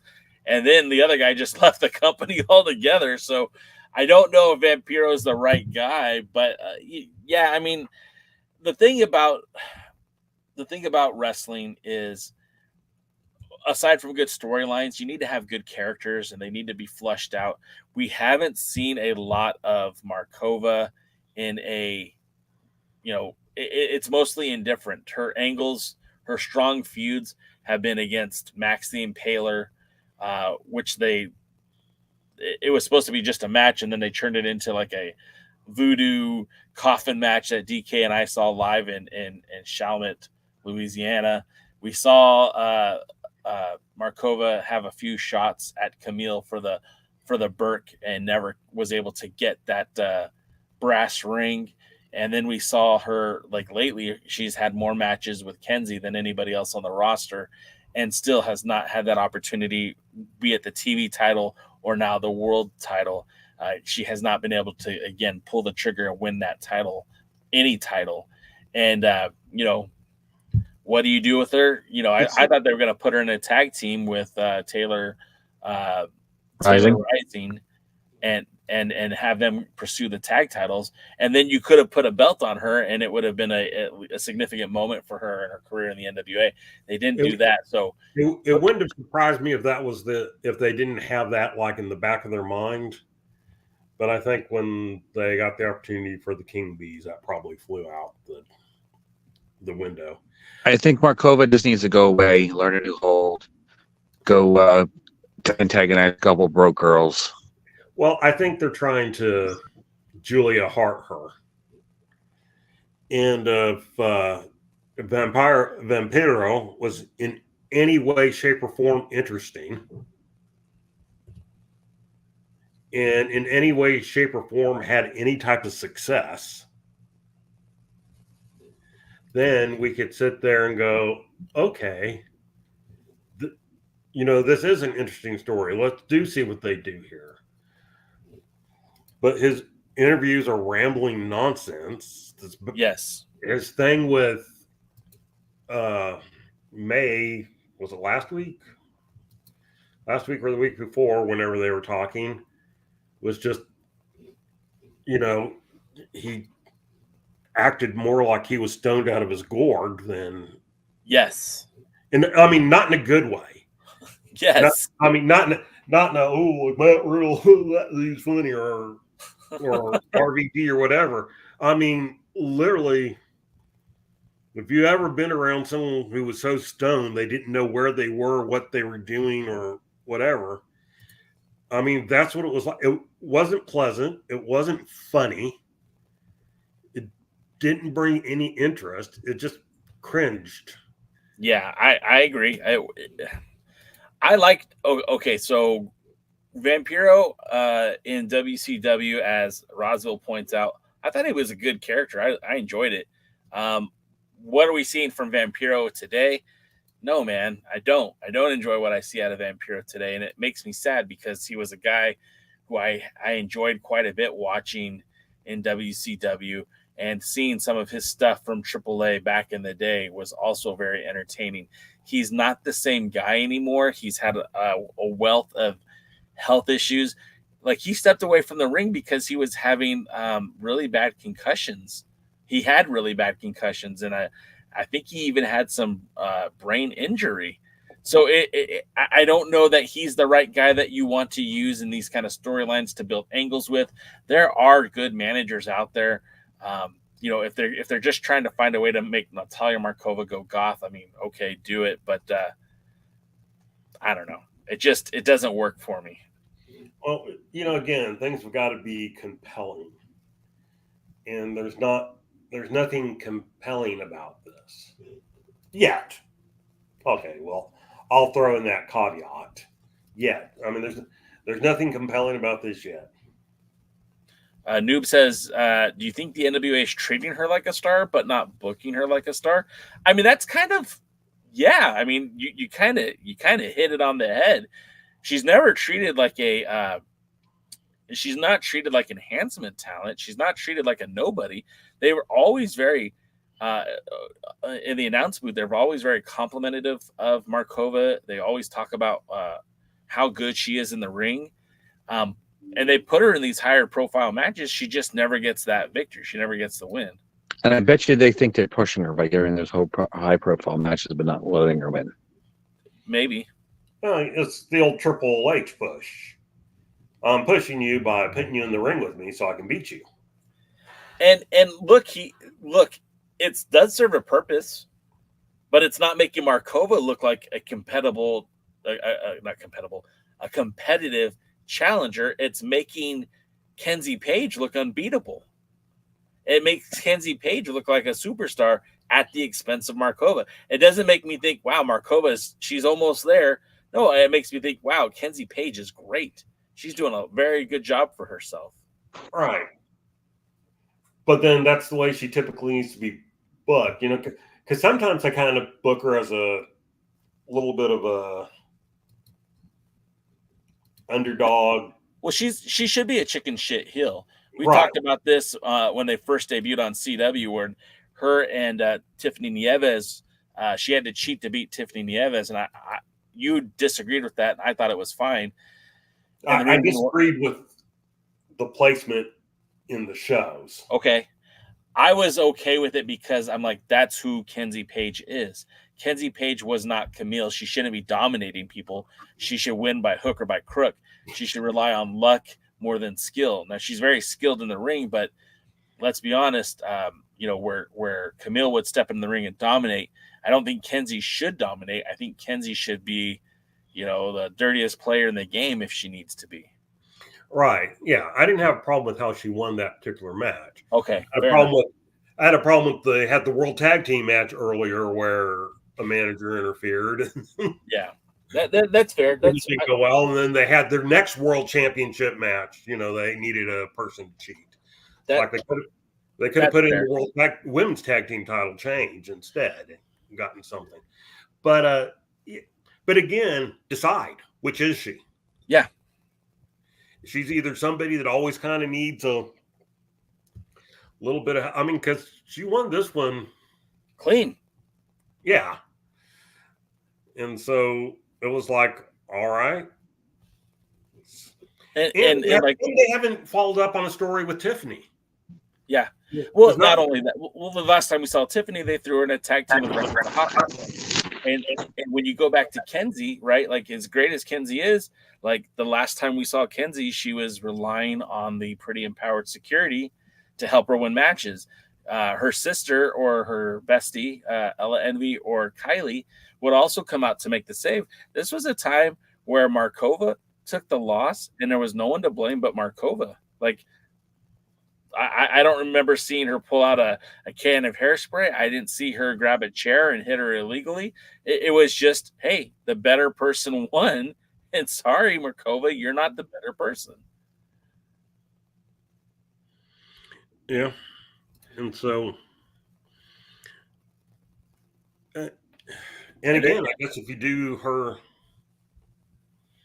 if she's going to be in somehow a dominant thing, then you always book her as a dominant thing. She should be beating, it's like, she's small, but she's effing tough. She's one tough, witch.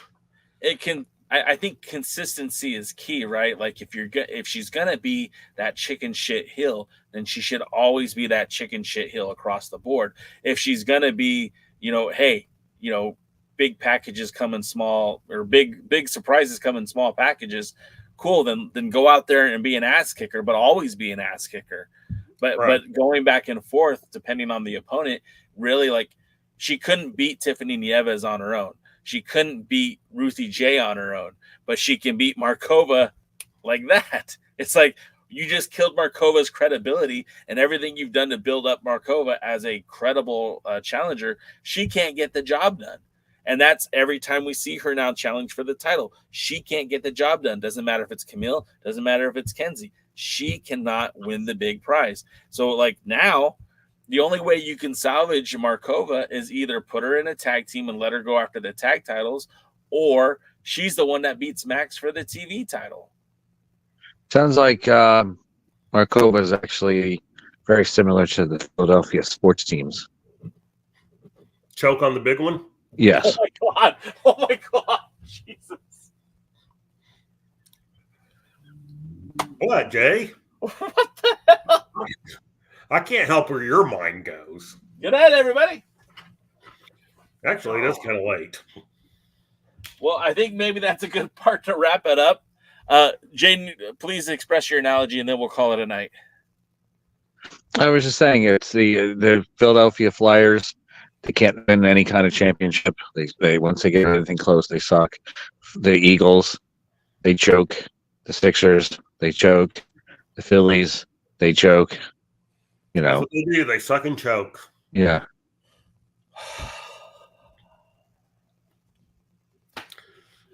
Everybody know that Pittsburgh is the only sports town in Pennsylvania, which is not true. Actually, I don't like any Pittsburgh teams either.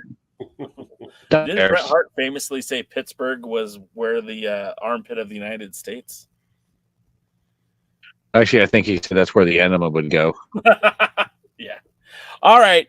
That's going to do it for us this week. Next week, if everything works out correctly, we'll be interviewing Royce Isaacs of New Japan Strong, former NWA World Tag Team Champion. We'll catch up with Royce and see what he's been doing since he left the NWA. And, of course, catch up with what's happening with the West Coast Wrestling Company. Again, New Japan Strong, and the vast amount of independence that he's working here on the West Coast. We'll be doing that next Thursday. And then, of course, next Tuesday is the pre-party with me, J. Cal. Pre-party. Not sure when we're going to get another episode of the Other Alliance guys. I know that they've been having some issues with family stuff, work stuff, technology stuff. I hope that they get it worked out soon, because I do appreciate what Jeremy and Dave Scooby bring to the table. And if you guys enjoy it too, make sure you reach out to them on Twitter and Instagram and all that. Let them know what's going on. Jaden, if folks want to follow Dangerous Adrenaline Wrestling Gladiators or your boss, Dr. Lawrence Zirconium, how can they do that? go to dogprowrestling.com. All the links are there. Jay also puts them in the chat. Make sure you add us on YouTube. Make sure you like, comment, subscribe, and share. We're getting close to 1,000 subscribers. There's going to be matches coming up very soon, including Dangerous Gentleman Wrestling Gladiators Championship match with Breaker Moran versus Ring of Honor, Ohio Valley, and WWE Superstar Tank Toland, plus more coming up. There's going to be things that we see from Rowan University and Rowan College of Burlington County. Unfortunately, you don't get to see the mental health Cal, but emotional support Cal. But you do see a Cal in Daredevil Dave Dahl when he wrestles. He's full of bull, at least. But yeah, make sure you come get all those and add us on everything and like us on everything and tell our doctors it could maybe better. And Mr. DKM, if folks want to follow you on the socials, how can they do that? At DKMFWTX. Don't annoy me. And you find me at the Alliance blog on all social medias. Tomorrow's Friday, so look for the dad joke on TikTok. And until next time, guys, we will see you. Wait, hold on. Wait for it. At the matches. Thanks for joining the stream. This has been a presentation of Alliance-Wrestling.com. We genuinely appreciate your support. Would you consider subscribing so you'll never miss a future episode? I'd also like to remind you we do a live stream every Tuesday at 5 p.m. before NWA Power. You can find us on social media at